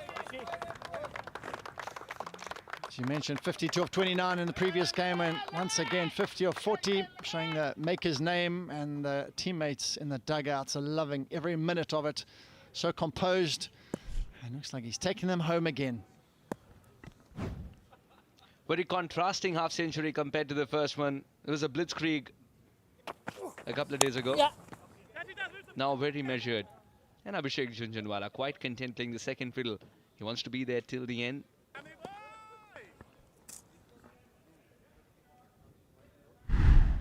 Having a look how he made his way to a half century, his second in 2 innings. The Shah came in, but comfortably home. He had a worry earlier on. There's a run out when the injury happened. Managed to get through it, and he's taking his team home again here. Can they win 2 out of 2? Dream start to this tournament. That seems to be the stroke he's favoured the most. In the first game, it was he picked up many boundaries in that region between the short third man and backward point, bisecting the fielders, and you've got to be very accomplished and know your technique so well. 17 gone, 126 for 3.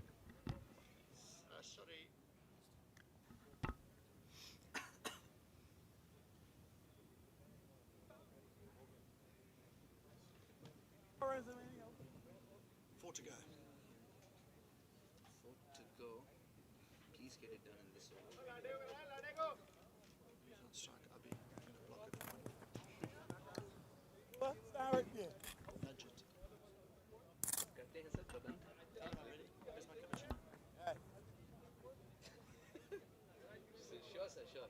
This time 100%. 126 for 3, 4 required. A chance for the Raiders to do it 2 and 2.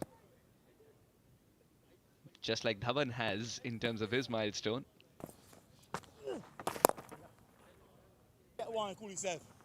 It's the second run chase that I'm seeing, which is getting done in quiet singles. Yesterday, Nathan Stewart, bang, straight out of the middle, 6, 1 required. Quiet singles to end it. He had 3 required of 17 balls. Abhishek, would he put on the dancing shoes? He did so in Dallas. Okay, interesting to know. I'll have a word with him later in the hotel. Just plain a miss here. Nurse introduced late into the attack, I thought, today. I would like to see him introduced sooner. Abhishek just happy to knock the ones, and maybe wants to leave the honour of finishing the game to the senior partner today. Indeed, wouldn't that be poetic justice as well? Rishi Dhawan, who's guided his team through the difficult times as well, with 2 required, can put the finishing touches to it. Oh, there's that stroke he likes so much. Picked out the fielder this time. Ashley Nurse, though, he's a bit shorter on runs and wickets. He's a vital part to any team that he's a part of. Disappointing returns so far. Terrific from Ashley Nurse. He's delaying the win for the Raiders, yeah? With a binary over thus far.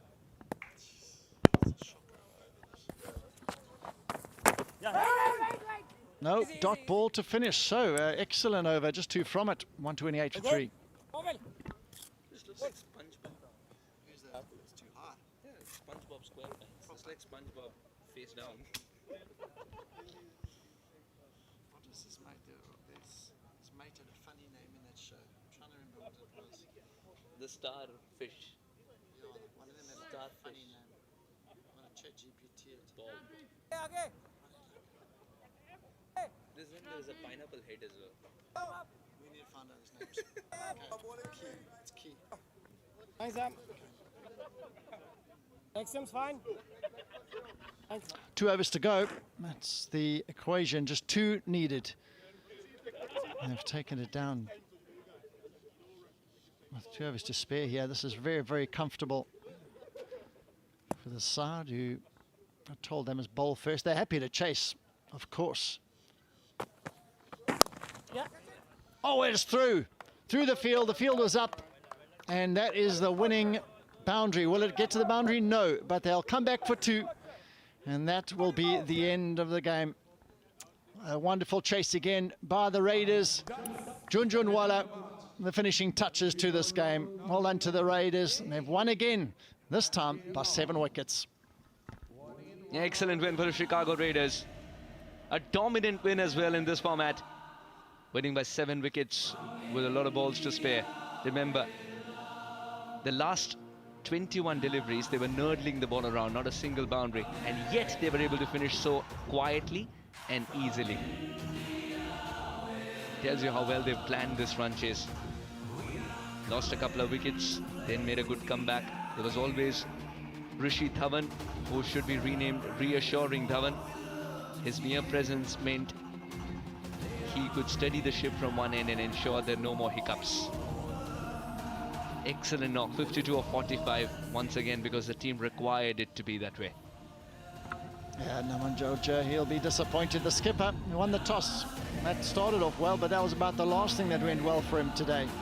They really struggled with the bat. 129 for 6 posted, and no one really got going except Samit Patel. But with the ball in hand, they weren't able to make inroads into that top order. And the steady Dhawan was the man that managed to take them home once again. Comfortable in the end. The men from Chicago Raiders, 2 from 2, and California Steelers, none from 2. So they're under some pressure, and that was the winning stroke from Junjunwala, just guarding it behind backward point, and that's the hero today in the chase, Rishi Dhawan. Yeah, he was excellent. With the way he stitched a partnership with Jayasuriya as well, he was remarkable. Always guiding even a very experienced Jayasuriya, because Dhawan had been there longer and understood the surface better. 2 contrasting half centuries for him to start the tournament with. 18 of 21 for Lewis, who hung around for a while and missed an arm ball from Samit. Chaitanya left early today. Dhawan had to be the person who could be called the circuit breaker. 70 of 52 Shehan and Dhawan added in quick succession as well, putting pressure on the opposition, and the Steelers never could find their way thereafter. Yeah, that's all you need normally is one good partnership in these chases. That should do the trick. In the top 3 partnerships, even better. And we look at the bowlers this afternoon. Powell, he was really the outstanding one. 4.42 economy with 1 wicket.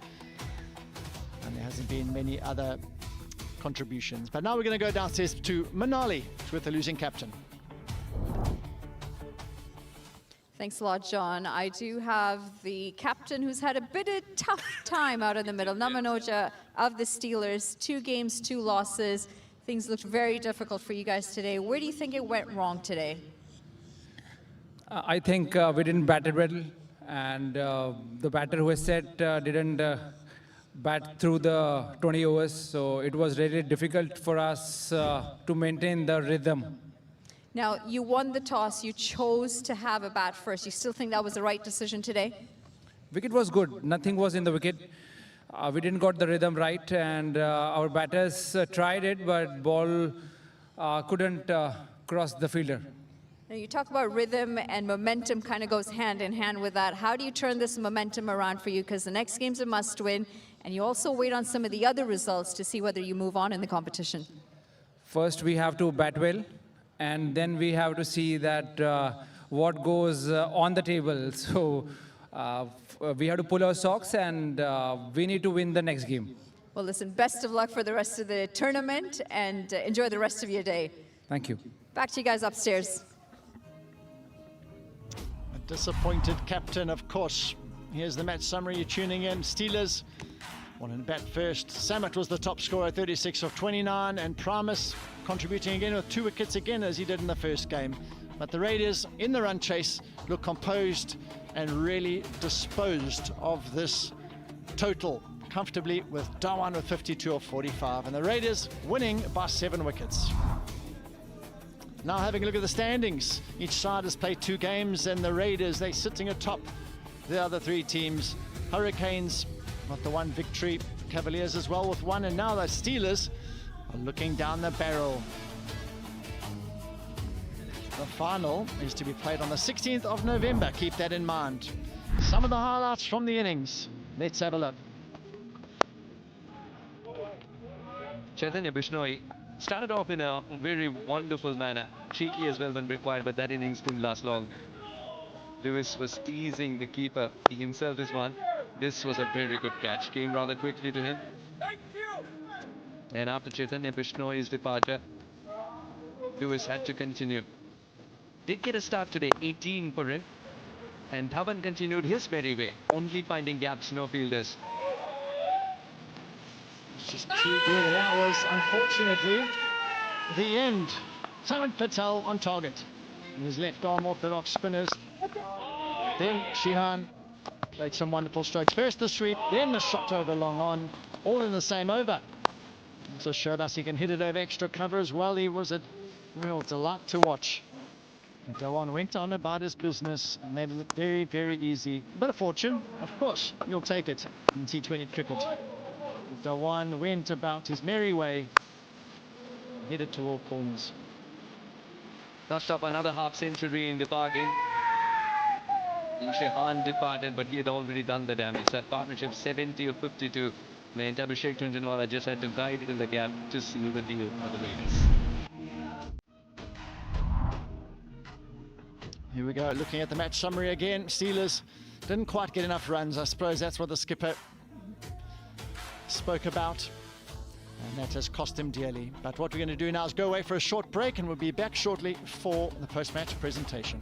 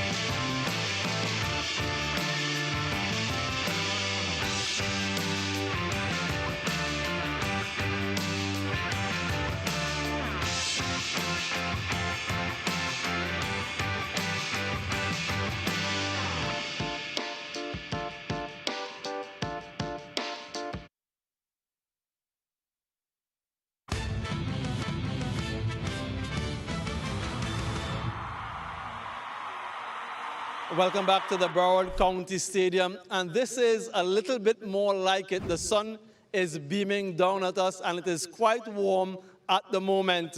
It's time now for the post-match presentation of the Mayor's New World T20 Cricket League, the match between the California Steelers and the Chicago Raiders. Congratulations to the Chicago Raiders, a second consecutive win for them, winning today by 7 wickets, quite comprehensive in the end.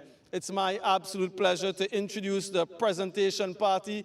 I'll start at my immediate left, Mr. Brijesh Mathur, Chairman of the Mayor's New World T20 Cricket League, and to his left, Sir Vivian Isaac Alexander Richards, Brand Ambassador of this tournament, and to his left, Mr.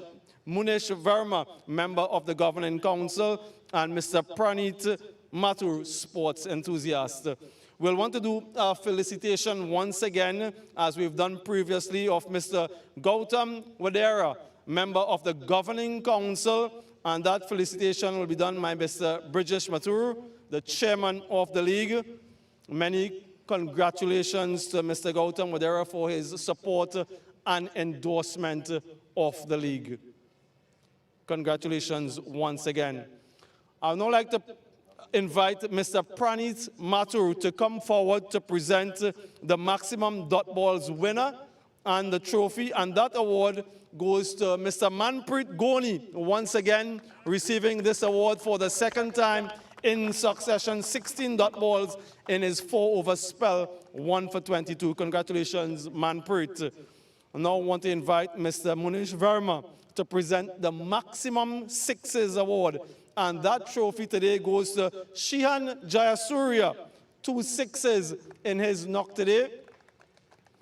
36 of 29, a wonderful partnership as well, really laying the platform for that successful chase. And I'd like to invite Sir Vivian Richards, the brand ambassador, to present the India TV Player of the Match trophy. And that goes to the all-rounder, the youthful all-rounder, Rishi Dhawan. He collects his award for his 52 from 45 deliveries, and also 1 wicket for 25 runs in his 4-over spell. I'd like to invite you, Rishi, here for a quick chat. If you can just step right there. Congratulations, firstly, on that performance. How does that sit with you, having done a wonderful job today?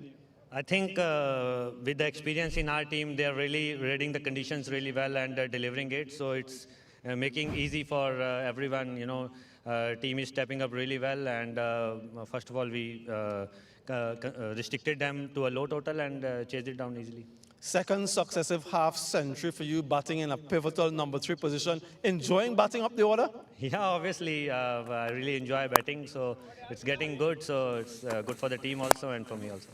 In that first game, when you started batting, it was with a few boundaries up front. Today it was a little bit different, and that has to do with the target score you were chasing, no doubt. Yeah, obviously, the wicket was really a little bit on the slower side, and they really bowled well with the new ball. So I knew the target is less, so, you know, if I just need to play the full quota of overs, and it's good for us. And tell us a little bit about the climatic conditions. Was it a little bit too cold out there?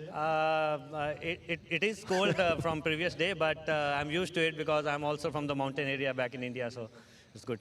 Well, that's good for you. I'm from where it's very hot. Congratulations once again, and all the best in the remaining matches. That's Rishi Dhawan, player of the match, the India TV player of the match. I would now like to invite the winning captain, winning once again, Mr. Chaitanya Bishnoi, for a quick chat. Congratulations on the result. Second successive victory for you. What pleased you most today?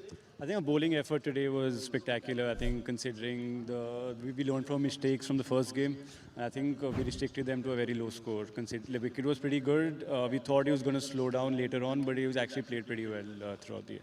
2 wins from as many matches as I mentioned. First team to qualify now for the playoffs, but you won't be letting up, won't you? You want to finish in top spot. Yeah, of course. I think going straight into the finals has been the goal straight from the start. So we need to have a good game tomorrow as well to finish on top.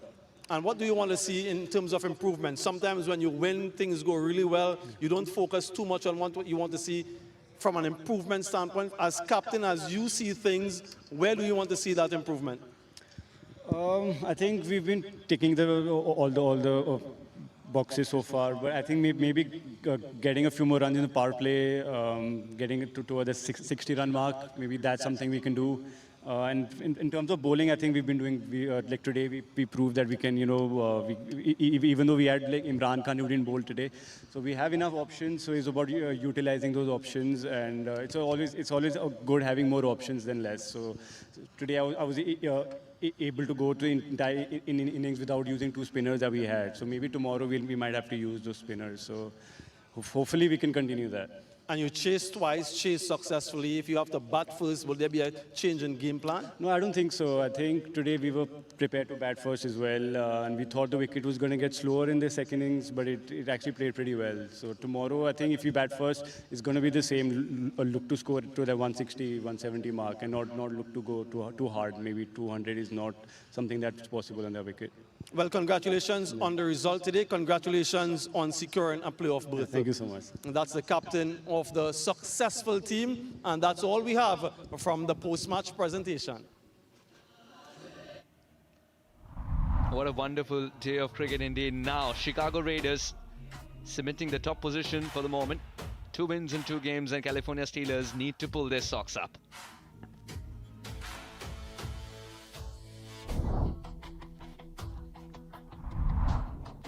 And tomorrow, the Chicago Raiders want to continue with their winning momentum, and they'll be taking on Florida Hurricanes, who want to bounce back after their last game. And we'll come to you live at 10 a.m. local time from the Broward County Cricket Stadium here in Florida. That's it for today. Keep your popcorn ready. See you tomorrow for the mid-table clash.